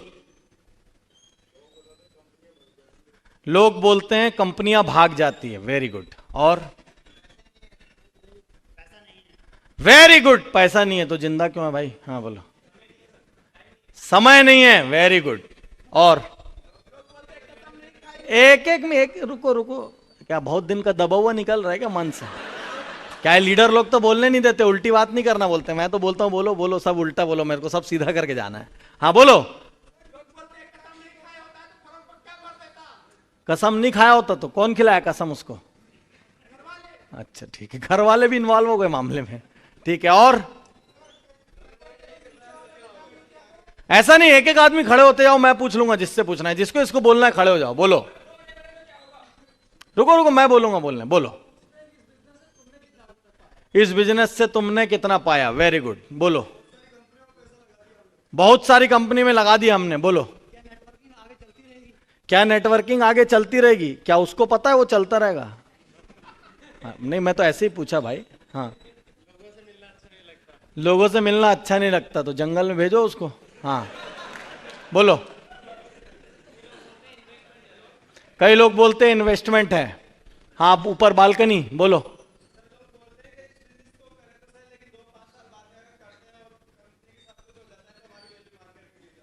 दो 5 साल बाद वैल्यू मार्केट में गिर जाती है, वेरी गुड, बोलो।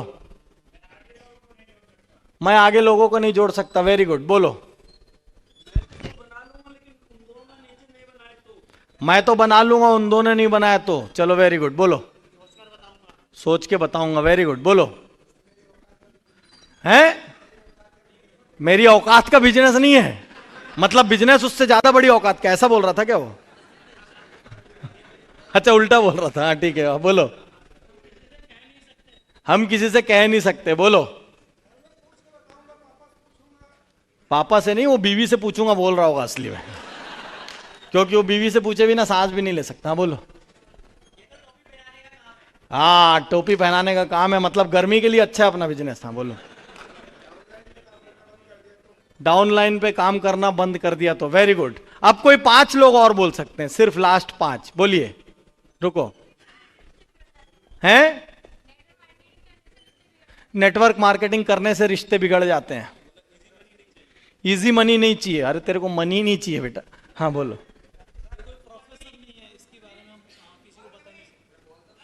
हाँ आ रहा हूं ऊपर आ रहा हूं भैया, ऊपर आ रहा हूं। हाँ बोलो। ये प्रोफेशनल नहीं है, लोगों को बता नहीं सकते। बोलो भाई बालकनी। हैं? बहुत सी करके छोड़ चुका है, तो वो अपने वैसे भी किसी काम का नहीं, को साइनिंग मत कराना। बोलो। ये बिजनेस चलाया किसने? अकबर के जमाने से चला है बोलना, जब उसने दीन इलाही धर्म शुरू किया, उसी के साथ एमएलए में आया। बोलो।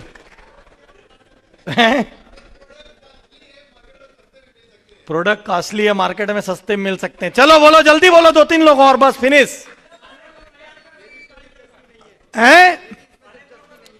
मेरी इसमें दिलचस्पी नहीं है। वेरी गुड, बोलो। आ रहा हूं ना यार, तुम लोग कैसा करते हो? बालकनी आऊंगा, नीचे लोअर अपर फिर बालकनी। बोलो। पैसे पर्याप्त है करने की आवश्यकता नहीं। बोलो। तुम तो एक बार बोल चुके हो ना। हाँ बोलो।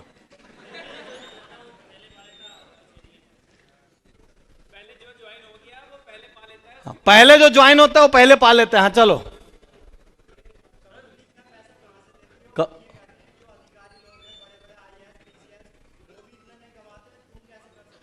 कंपनी इतना पैसा कहां से देती? क्या देखो भरा हुआ निकल रहा है लोगों का। वाह वाह। मतलब कुल मिला के बिजनेस बहुत कठिन है। नहीं, मार्केट में जाओ बहुत प्रॉब्लम। सच्चाई बोलो अभी। नो नो नहीं। यदि कठिन नहीं है तो इतना उबल कहां से रहा है कोई? हाँ बोलो। बेवकूफ बनाया जा रहा है। Very good.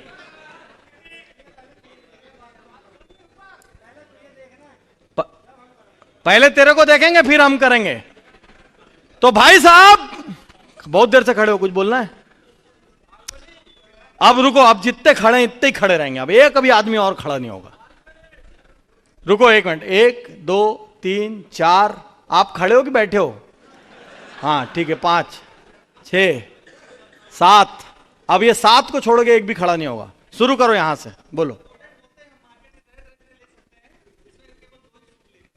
अच्छा, प्रोडक्ट मार्केट से बहुत तरह के ले सकते हैं, इसमें इनके पास तो 2 ही है। वेरी गुड, बोलो। मैं संतुष्ट हूं। सबसे बड़ा असंतुष्ट वही होगा, बता रहा हूं। हाँ बोलो।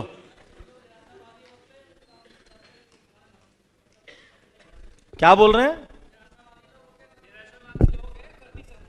हाँ निराशा। ऐसा बोल देता है आदमी, मैं निराशावादी हूं, कर नहीं सकता। नहीं यार, ऐसा नहीं मिलता होगा। कहां आदमी स्वीकार करता है अपनी कमजोरी? हाँ चलो 3 हो गए। बोलो भाई। ये कंपनी और चलेगी क्या गारंटी? उससे पूछना तू चलेगा, तेरी क्या गारंटी है? चलो, लेकिन उसका सवाल वाजिब सवाल है, उत्तर दूंगा अभी। बहुत सारी कंपनी कैसे मालूम आपकी सही है? चलो हो गया ना नीचे वाले, अब एक भी नहीं बोलेगा। बोलो बालकनी। ये कंपनी की अर्निंग कहां से हो रही है? हाँ बोलो। और पीछे।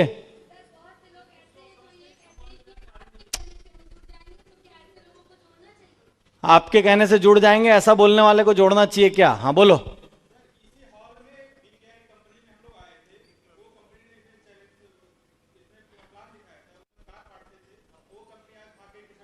अरे समस्या बोलो, मतलब शॉर्ट में यही बोलना चाह रहे हो ना, कंपनी भाग जाएगी। तो विश्वास की कमी है मार्केट में। ठीक है, और बोलो। कौन बचा? लास्ट। अब इसके बाद किसी को परमिशन नहीं है। बोलो। प्रोडक्ट ले लेंगे लेकिन काम नहीं कर पाएंगे। हा, बाप रे बाप, कितने समय का भरा हुआ निकला है बाहर। हैं? लीडर लोग तो बोलने ही नहीं देते, डांट डपाट के चुप कर। बोलना नहीं, बिल्कुल नेगेटिव कभी नहीं बोलना है। तेरी माँ है, तेरा बाप है, बिल्कुल नहीं बोलना। मैं बोलता हूं बोलो बोलो बोलो, निकालो जितना है। यदि कोई आदमी टाइम नहीं है बोल रहा है, तो असली में वो यस बोल रहा है कि नो बोल रहा है? नो। फिर यस बोल रहा है, नो बोल रहा है। यदि कोई बोल रहा है कंपनी भाग जाएगी, तो उसका अल्टीमेट अर्थ क्या है, यस कि नो? यदि कोई बोल रहा है कि कंपनी इतना पैसा कहां से देती है जब आईएएस आईपीएस भी नहीं कमाते, तो यस बोल रहा है कि नो? प्रोडक्ट महंगे हैं तो यस बोल रहा है कि नो? प्रोफेशन अच्छा नहीं है तो यस बोल रहा है कि नो?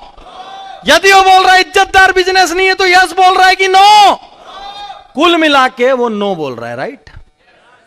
तो हम इस सार पे सब एग्री हैं कि जो भी आदमी ऐसा बोल रहा है वो आपको नो बोल रहा है। अब मैं आपको एक बात बताता हूं। आप में से जितनी भी बार आप जो आदमी हैं यहां पे, जितनी भी बार आप एक शर्ट देखने गए हैं, क्या हर बार उसको खरीद के आए हैं कि नो भी बोल के आए हैं? जितनी भी बार आप किसी दुकान में घुसे हैं, क्या हर बार खरीद के निकलते हैं कि कई बार बिना खरीदे भी निकलते हैं?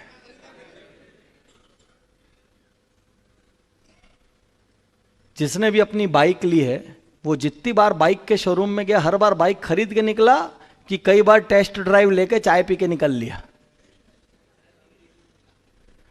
एक शहर में करोड़ों की लागत से एक आदमी एक शोरूम बनाता है बाइक का, एक कार का, करोड़ों का उसमें इन्वेस्टमेंट करता है, 25-25 स्टाफ रखता है, बिजली का खर्चा, सेल टैक्स, इनकम टैक्स, बाजार की तेजी, मद्दी, एडवर्टीजमेंट, सब कुछ करने के बाद आप उस शोरूम में पहुंचते हो। वहां पे एक सुंदर सी लड़की मुस्कुराते हुए आपका स्वागत करती है, आइए सर, भले ही आपकी शकल स्वागत करने जैसी नहीं हो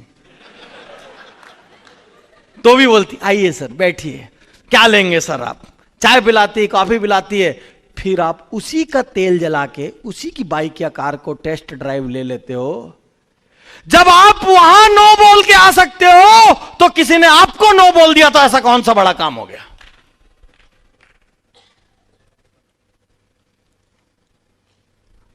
लेडीज लोग यहां बैठे हैं, आप लोग एक साड़ी देखने के लिए, पसंद करने के लिए जनरली कितनी साड़ियां देखते हैं? 4 में कोई लेडीज पसंद कर लेना तो दुकानदार धरती छोड़ के चांद पे चला जाए उसी दिन।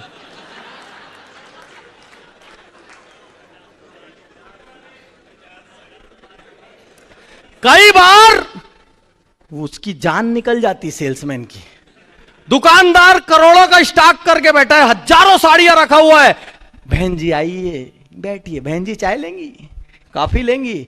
बहन जी चाय कॉफी पी रहे हो, खोले जा रहा है, ये देखिए, ये देखिए, ये देखिए। बहन जी देख रही है, नहीं इसका फूल थोड़ा छोटा है, ये लाइन थोड़ी पतली है, यदि ऐसी नहीं ऐसी होती तो, इसकी बॉर्डर ना थोड़ी चौड़ी है, इसका पल्लू जरा अच्छा नहीं है। और उस धीरे धीरे वो पसीने से लथपथ होता चला जा रहा है। लास्ट में उसका पूरा स्टॉक खोल के बिगड़ चुका है। बहन जी अभी भी पूछ रही और कुछ है नया? पूरी जान निकल गई उसकी, उस आदमी की। और जितनी देर उसको बिछाने में नहीं लगा, उससे डबल देर 4 स्टाफ मिलके समेटेंगे अभी उसको। और बहन जी चली आई वहां से, आज कुछ मजा नहीं आ रहा है, डिजाइन कुछ मंगाओ लेटेस्ट। साला जान निकाल लिया, वो अपनी 1 करोड़ का माल रखा हुआ है वहां, इनको उसमें भी इनकी पसंद नहीं मिल पा रही है। जब आप 500 साड़ियां देख के 3 घंटे एक सेल्समैन का माथा खा गए, उसके यहां फोगट का चाय कॉफी पी के वो बेचारा बिजली जला रहा है, किराया भर रहा है, स्टाफ को सैलरी दे रहा है, इनकम टैक्स, सेल टैक्स, गुमास्ता, भाई लोग, मेंबरशिप, एसोसिएशन, जाने कितनी जगह का पैसा दे रहा है। ऐसे करोड़ों रुपए खर्चा करने वाले की छाती पे आप उसको नहीं बोल के आ गए। आपको किसी ने नहीं बोल दिया तो कौन सा पहाड़ टूट पड़ा? 8,000 रुपए भर लगा के आप तो ऐसा वरदान चाहते हो कि हमको कोई नो ही ना बोले। आप वो 10 करोड़ के दुकानदार को नो बोल सकते हो। और मजे की बात ये, जिसको आप पीड़ा देते हो वही आपको चाय नाश्ता कराता है। आप कभी कराते हो? किसी ने आपको परेशान नहीं किया। जब आप 10 करोड़, 20 करोड़, 50 करोड़ वाले को मना कर सकते हो, उनकी दुकानों में जाके उन्हीं का चाय नाश्ता करके उन्हीं का तेल जला के वापिस आ सकते हो, 8,000 की ज्वाइनिंग में किसी ने आपको नहीं बोल दिया तो क्या हो गया भाई ऐसा? और सच्चाई में बताऊं, कभी कभी एक कार की शोरूम में एक दिन में 50 आदमी आते हैं, 50 को वो पूरे सम्मान के साथ चाय नाश्ता कराते हैं, 50 में से 25 टेस्ट ड्राइव भी लेते हैं, तो भी कई बार पूरे दिन में एक भी कार नहीं बिकती। अब आपसे मैं सच्चाई से पूछता हूं, यदि आप पूरी ताकत और पूरी समर्पण और पूरी लगन से प्लान दिखाओगे तो 10 में से कितने प्लान में हाँ होगा? हाँ होगा, बताओ। 10 में से 2? पूरी लगन, पूरे समर्पण, पूरी स्टडी रिसर्च से प्लान दिखाओगे तो 10 में से खाली 2 हाँ बोलेंगे। 4 का एवरेज ले लेते हैं, 40%। मतलब आप दुनिया के सबसे ज्यादा बिकने वाले धंधों में से एक हो जहां पे हर 10 कस्टमर में 4 कस्टमर आपसे खरीदी करता है।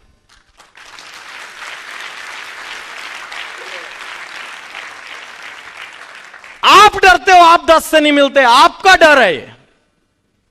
आप एक आदमी के मना कर देने के बाद घर बैठ जाते हो, इतने साल से हमारी दोस्ती थी, मना कर दिया, अरे मेरा कुछ तो ध्यान रखना चाहिए। क्यों रखना चाहिए? फोकट में दे रहे क्या? तो साथियों, सबसे ज्यादा सफल बिजनेस में हो, हर 10 पूरी, और यदि 10 में से 1 या 2 सफल हो रहे हैं ना, मतलब आपके प्लान दिखाने या आपके स्टाइल में कोई गड़बड़ है। किसी सक्सेसफुल अपलाइन से मिलो, अपनी स्टाइल उसको समझाओ और उससे सलाह लो, उसकी फोटोकॉपी करो और उस तरीके से आप प्लान दिखाओ। क्योंकि 10 प्लान में उसको 10 आदमी रखने, उनकी तनख्वाह देना है, दुकान चले नहीं चले उसको बिजली देना है, दुकान चले नहीं चले उसको टैक्स देना है, दुकान चले नहीं चले उसके पास डेड स्टॉक पड़े रहता है, 50 प्रकार की चीजें हैं। आपके पास क्या चीज का खर्चा है उस 8,000 के बाद? खाली बाता बाती करो, पैसा लेके चलो। तो जितना कठिन हमने इस बिजनेस को बोल बोल के बना दिया ना, कठिन है, कठिन है, कठिन है, कठिन है, कठिन है, कठिन है, कठिन है, वो इसलिए कठिन हो गया क्योंकि हम बोलते ज्यादा हैं और करते कम है। यदि हम हर दिन तय कर लें कि दुनिया कहीं की कहीं हो जाए, लोग हां बोले चाहे ना बोले, मैं इतना प्लान पर डे दिखाऊंगा, बस आप उसके बाद देखो कि कोई आपको रोक सकता है क्या।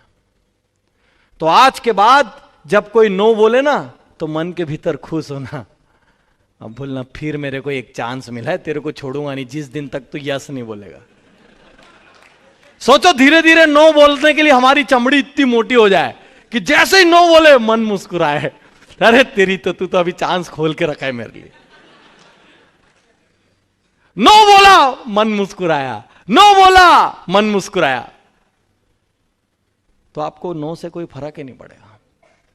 भैया ये सादा बिजनेस का नियम है, हर आदमी जो आपकी दुकान पे आता है वो हमेशा आपका खरीदार नहीं होता। कुछ लोग खरीदते हैं, कुछ लोग नहीं खरीदते। यही एमएलएम पे भी लागू होना चाहिए कि कुछ लोगों को आप प्लान दिखाएंगे वो आपको नहीं बोलेंगे, कुछ लोग आपको हाँ बोलेंगे। तो इसमें इतना लोड लेने की क्या बात है? इसमें इतना गहरे और ईगो पे ले लेने की क्या बात है? बिजनेस की तरह करो ना। ऐसा थोड़ी होता है कि एक लेडीज साड़ी लिए बिना निकल गए, उसके बाद दुकानदार बैठ के रो रहा है, अरे इतनी साड़ी दिखाया। रोता है क्या? वो तो अगली लेडीज में अगले कस्टमर में बिजी हो जाता है। आप क्यों घर बैठ जाते हो भैया? 2 लोग मना करते हैं तो। एक आदमी ने आपको जबरदस्त एंटी बोल दिया नेटवर्क मार्केटिंग के बारे में, एमएलएम के बारे में, आप पूरा ड्रेन हो गए, 3 दिन फिर काम ही नहीं कर रहे हो। ऐसा क्यों हो गया भाई? कोई दुकान को बंद होते देखे हो कि सुबह 10 से 12 4 कस्टमर आए, चारों कुछ भी खरीदी नहीं की, अब 3 दिन के लिए दुकान बंद। हमारे एमएलएम वाले क्यों बंद हो जाते हैं? फटाक से हो जाते कि नहीं हो जाते? 2-3 लोग यदि तगड़े नेगेटिव मिल जाए 2-4 दिन मतलब बेकार है यार, और टाइम ठीक नहीं चल रहा है, छोड़ दो। करते जाओ ना काम, हर रोज निश्चित तादाद में प्लान दिखाओ। हो सकता है किसी दिन 10 के 10 नहीं बोल देंगे, किसी दिन 10 में से 8 ज्वाइनिंग कर लेंगे, एवरेज निकल जाएगा महीने में। तो साथियों, पहले तो इस बिजनेस को बहुत बुरा बुरा, खराब खराब, कठिन कठिन बोलना बंद कर दो। ना तो ये बिजनेस बुरा है, ना खराब है और ना कठिन है। और दूसरी बात, इतना फोकटिया बिजनेस कोई हो भी नहीं सकता जिसमें कुछ नहीं लगता डेली बेसिस पे, रिकरिंग एक्सपेंसेस जिसके नील हैं। तो ये बहुत अच्छा व्यापार है। बस कोई भी नो बोले तो उज्जवल पाटनी का चेहरा याद करना, मुस्कुराना, मरा तू, और मन में बोलना तू नो बोला मरा।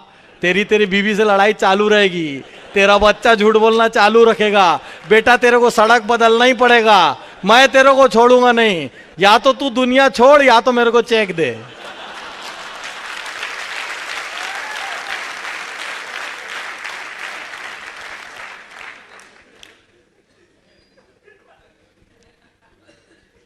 तो साथियों, एजुकेशन और नो एजुकेशन, जितने भी लोग बिना शिक्षा के इस बिजनेस को कर रहे हैं, न पुस्तकें पढ़ते हैं, न सीडी सुनते हैं, आपका मोटिवेशन रोज रोज डाउन होगा।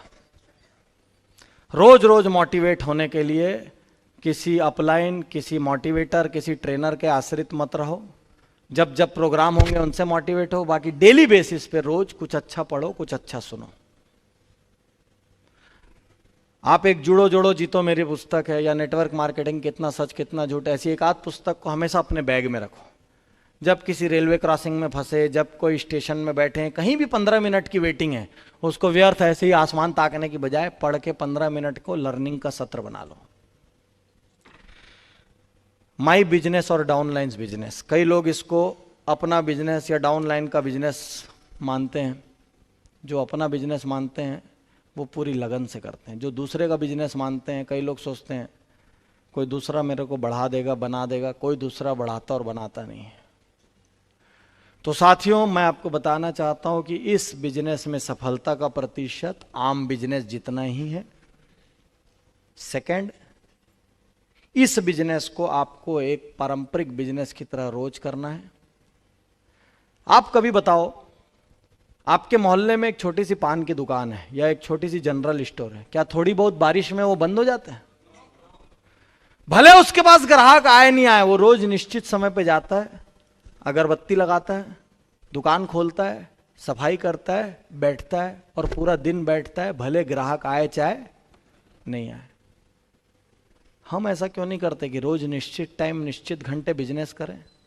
हम इतना मूड पे आश्रित क्यों है कि कभी किए तो 2-4 दिन जोर से कर लिए और कभी नहीं किए तो 15-15 दिन ठंडे पड़े?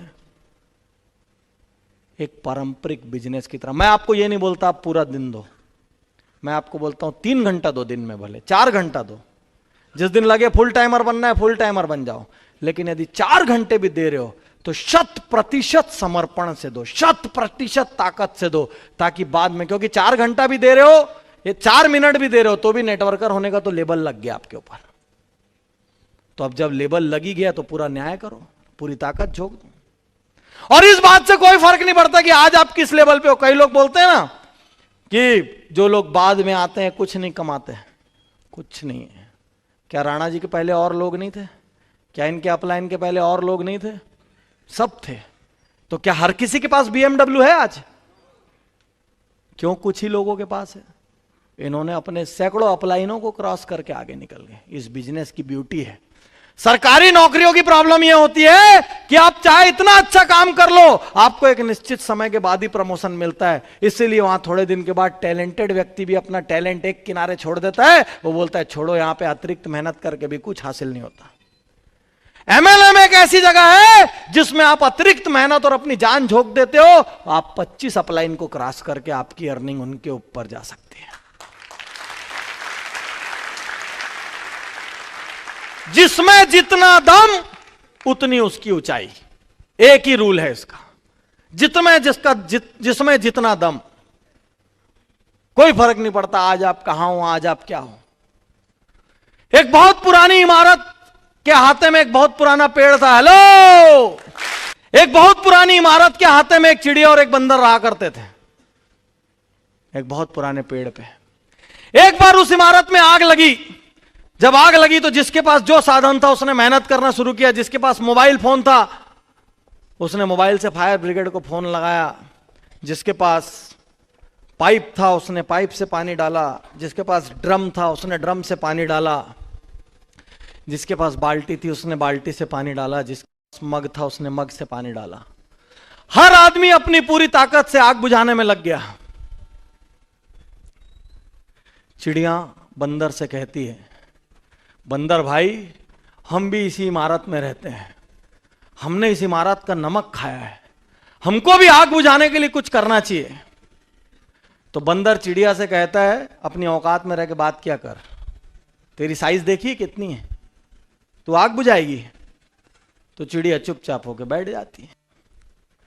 फिर थोड़ी देर के बाद चारों ओर कोलाहल मचा हुआ है, चारों ओर हाहाकार है।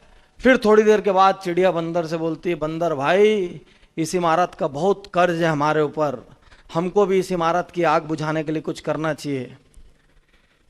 बंदर बोलता है, तेरे को एक बार समझाया समझ नहीं आई? तेरी चोंच कितनी बड़ी है, उसमें कितना पानी आएगा जो आग बुझा लेगी, बैठ।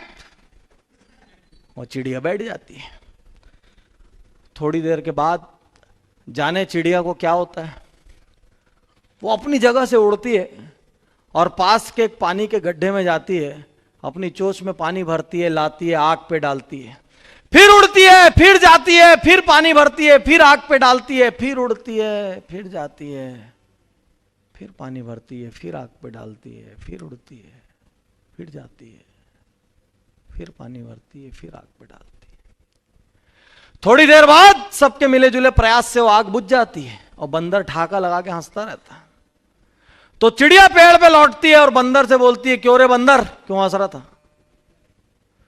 तो बंदर क्या बोलता है, तू बहुत इतरारी है, तेरे को क्या लगता है आग तूने बुझाई? अरे तेरी चोंच का साइज कितना है और उसमें पानी कितना आता है? तो जो जवाब चिड़िया उस बंदर को देती है, वो जवाब आज के इस दिन के सत्र का सबसे बड़ा जवाब है। वो जवाब सबसे महत्वपूर्ण है हम सबकी जिंदगी के लिए। चिड़िया बंदर से कहती है कि सुन बंदर, इस बात से कोई फर्क नहीं पड़ता कि इस आग को मैंने बुझाया है नहीं, इस बात से भी कोई फर्क नहीं पड़ता कि मेरी चोंच की साइज क्या है, इस बात से भी कोई फर्क नहीं पड़ता कि मेरी चोंच में कितना पानी आता है। फर्क सिर्फ इस बात से पड़ता है कि जिस दिन इस इमारत में आग लगने और बुझने का इतिहास लिखा जाएगा, तेरा नाम किनारे बैठ के हंसने वालों में आएगा और मेरा नाम आग बुझाने वालों में आएगा।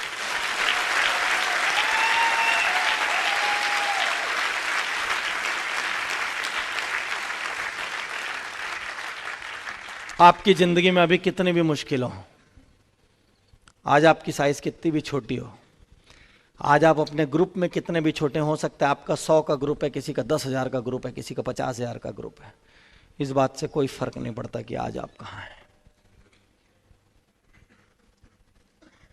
फर्क सिर्फ इस बात से पड़ता है कि कल आप क्या बनना चाहते हैं और वो बनने के लिए अपनी पूरी ताकत झोंक रहे हैं या अपने आप से बहानेबाजी कर रहे हैं। क्योंकि जीवन बड़ा अजीब है दोस्तों, जब पीछे पलट के देखोगे ना 5-10 साल बाद, तो बहुत अफसोस होगा, यार उस वक्त मैं ताकत लगा देता तो क्या से क्या हो जाता। बहुत अफसोस होता है बाद में, हम लौटा नहीं पाते लेकिन वक्त को। तो आज यहां एक चॉइस करने का वक्त है कि मैं एक आम नेटवर्कर बन के रहना चाहता हूं, जो कभी काम करता है, कभी नहीं करता, कभी 2-4 ने नेगेटिव बोल दिया तो ठंडा हो जाता है, कभी कोई दूसरी कंपनी आ गई तो लालच भरी नजरों से देखने लग जाता है, कभी कोई दूसरा प्रस्ताव आ गया तो उस ओर आकर्षित हो जाता है, कभी कई दिन तक मेहनत नहीं करता, कभी डाउनलाइन से कनेक्शन रखता है तो कभी नहीं रखता। एक ऐसा नेटवर्कर बनना चाहता हूं या एक ऐसा नेटवर्कर जिसने वादा किया है अपने आप से कि 2 साल के भीतर मैं अपने और अपने खानदान की जिंदगी बदल दूंगा। कौन सा नेटवर्कर बनना चाहते हो? क्योंकि पूरी ताकत झोंकने के बाद यदि आप असफल भी हो गए ना, तो मन में अफसोस नहीं होता, क्योंकि आपका मन आपसे बोलता है नहीं यार तूने तो पूरी ताकत लगाई थी। लेकिन जब आप टाइम पास करते हो ना अपने आप से, तो आपको बहुत अफसोस होता है। और जब आप पूरी ताकत लगा देते हो, जब आप किसी शक्तिशाली, बहुत डायनामिक, बहुत इंटेलिजेंट, फास्ट ग्रोथ वाले अपलाइन की फोटोकॉपी बनने की ताकत लगा देते हो, सिस्टम पे डुप्लीकेशन की ताकत लगा देते हो, तो उसी समय एक कहावत हो जाती है कि जिस दिन आप सितारों को पकड़ने के लिए अपना हाथ ऊपर की ओर कर देते हो, उसी दिन आप तय कर लेते हो कि अब आपके हाथ में कभी कीचड़ नहीं आ सकता, क्योंकि आपका हाथ ऊपर की तरफ हो गया। तो जिस दिन आप किसी शक्तिशाली अपलाइन की तरफ बनने का ठान लेते हो, जिस दिन आप इस नेटवर्क से अपने बच्चों की शिक्षा का ठान लेते हो, अपने परिवार की समृद्धि का ठान लेते हो, अपने लिए घर का ठान लेते हो, अपने लिए गाड़ी का ठान लेते हो, उसी दिन आप ये तय कर लेते हो कि अब आप एक आम आदमी नहीं रहे, क्योंकि आपने हाथ ऊपर की ओर उठा दिया। तो ये चुनाव की ताकत आपके पास है। कल सुबह से भी लोग तरक्की करेंगे, कल सुबह से भी इस हॉल में कई ऐसे लोग होंगे जो अभी तक जो हुआ उसकी ऐसी की तैसी अब नया करना है। अतीत को छोड़ो। 2 शराबी शराब के नशे में रात को एक नदी के किनारे पहुंचे और वहां उनको एक नाव दिखी और दोनों शराबी उस नाव पे बैठ गए, बहुत खुश होकर कि नाव मिल गई, और सारी रात चप्पू चलाते रहे। सुबह का उजाला हुआ, नाव वहीं की वहीं थी। क्यों? क्योंकि नाव का लंगर नहीं खोला था। तो अपनी पिछली असफलताओं को भूल जाओ, लंगर खोल दो सारे पुराने। कोई हवाई जहाज एयरपोर्ट पे खड़े रहने के लिए नहीं बनता, कोई पानी का जहाज किनारे खड़े रहने के लिए नहीं बनता। हवाई जहाज को एक दिन आसमान में उड़ान भरनी होती है और पानी के जहाज को एक दिन समुद्र की लहरों के बीच जाना ही होता है। आज तक क्या था और क्या नहीं भूल जाओ।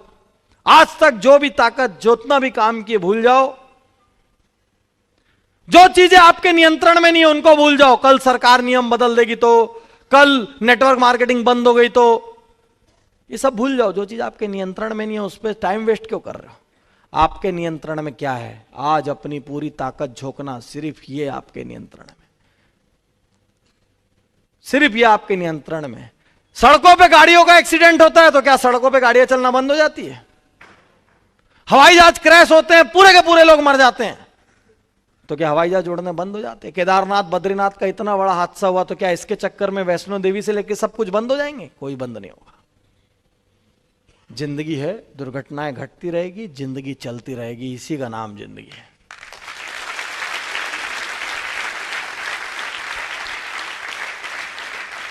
लेकिन इस जिंदगी के बीच हम लोग कुछ चुनाव करते हैं और वो चुनाव ही हमारी दशा और दिशा को तय करते हैं। कुछ जल्दी जल्दी मैं आपको छोटी छोटी धारणाएं बताना चाहूंगा जो नेटवर्क मार्केटिंग में गलत है। नेटवर्क मार्केटिंग के लिए कई लोग बोलते हैं बहुत सारा संपर्क और पहचान चाहिए। मैं बोलता हूं बहुत बड़ा झूठ है। कितने लोग ऐसे होते हैं जिनके पीछे हम बहुत मेहनत लगाते हैं, बहुत एनर्जी लगाते हैं कि अरे यार इसका जबरदस्त नेटवर्क है, जबरदस्त ग्रुप है, इसकी बहुत पहचान है, और लेके आ जाते हैं और वो टाई टाई फिस हो जाता है। और कितने लोग ऐसे रहते हैं जो हमको ज्वाइन करते हैं और हम उसको बहुत ऑर्डिनरी समझ के उसको वैल्यू तक नहीं देते, लेकिन एक दिन वो हमको डायमंड बना देता है। उल्टा नेटवर्क मार्केटिंग के बारे में तो ये कहा जाता है इसमें साला लंगड़ा घोड़ा ज्यादा तेज दौड़ता है। जिसके बारे में कुछ नहीं सोचो वही स्टार निकलता है इसमें। राइट की रॉन्ग? हर किसी के ग्रुप में ऐसे लोग होंगे जिसको आपने शुरू में उतना महत्व, उतनी अहमियत नहीं दी होगी, लेकिन वो कमाल कर देता है। तो इसके लिए बहुत सारे संपर्क और पहचान की कोई जरूरत नहीं। नेटवर्क मार्केटिंग इंडिया के अनुकूल नहीं है, कई लोग बोलते हैं। मैं बोलता हूं इंडिया के सबसे ज्यादा अनुकूल है। जहां पे जितने ज्यादा लोग वहां पे उतनी ज्यादा नेटवर्क मार्केटिंग हो सकती है। और एक और बात बताता हूं, हमारी सामाजिक व्यवस्था इस देश को नेटवर्क मार्केटिंग के बहुत अनुकूल बनाती है। हम लोग एक बहुत अच्छे सामाजिक ढांचे में रहते हैं। हमारे घर में एक छोटी सी शादी में भी 500 लोग काम करने आ जाते हैं। राइट की रॉन्ग? एक आदमी बीमार हो जाए 50 रिश्तेदार आ जाएंगे, आधी रात को भी आपको 10 जगह से मदद मिल जाती है, लोग आपके घर में आ जाते हैं, पूरा आस पास कॉलोनी मोहल्ला जमा हो जाता है। हमारे यहाँ छोटे से फंक्शन में भी 100 रिश्तेदार खड़े होते हैं, क्योंकि हमारा एक शक्तिशाली सामाजिक ढांचा और हमारी बुनियाद है जो हमारे हिंदुस्तान की ताकत है। हमारे यहाँ अधिकांश बच्चे बड़ा होने के बाद अपने माँ बाप को वृद्धाश्रम नहीं भेजते आज भी, और अधिकांश माँ बाप भी ये नहीं करते कि बच्चा जैसे ही बड़ा हो लात मार के उसको बाहर निकाल दो। हमारे यहाँ जब तक एक परिवार का ढांचा चलता है उसको अंतिम दिन तक चलाने की कोशिश की जाती है। और जहां जहां आपसी संबंध बहुत गहरे होंगे वहां वहां नेटवर्क मार्केटिंग की संभावनाएं हमेशा ज्यादा होगी, क्योंकि आपको हर आदमी के पास 100-200 आदमी से परिचय होता है। और आप जितने ज्यादा लोगों को अपने क्लोज नेटवर्क में पाते हैं, नेटवर्क मार्केटिंग की शुरुआत हमेशा क्लोज नेटवर्क से होती है। कई लोग बोलते हैं एक छोटा मोटा व्यापार है। मैं आपसे पूछता हूं, आप में से किसी ने कोई बड़ा महल देखा है? आपके लखनऊ में भी तो है बड़े इमाम बाड़ा और ये सब, और भी कई जगह आपने महल देखा होगा। एक बहुत बड़े महल को एक बहुत बड़ी बाउंड्री वाल घेरे रहती है, उस बहुत बड़ी बाउंड्री वाल को एक विशाल का दरवाजा घेरे रहता है, और दरवाजे की साइज क्या होती होगी? ऐसे ही अंदाज।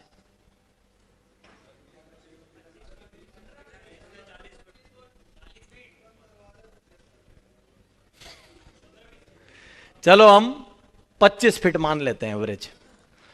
उस 25 फुट दरवाजे की कुंडी कितनी बड़ी होती होगी?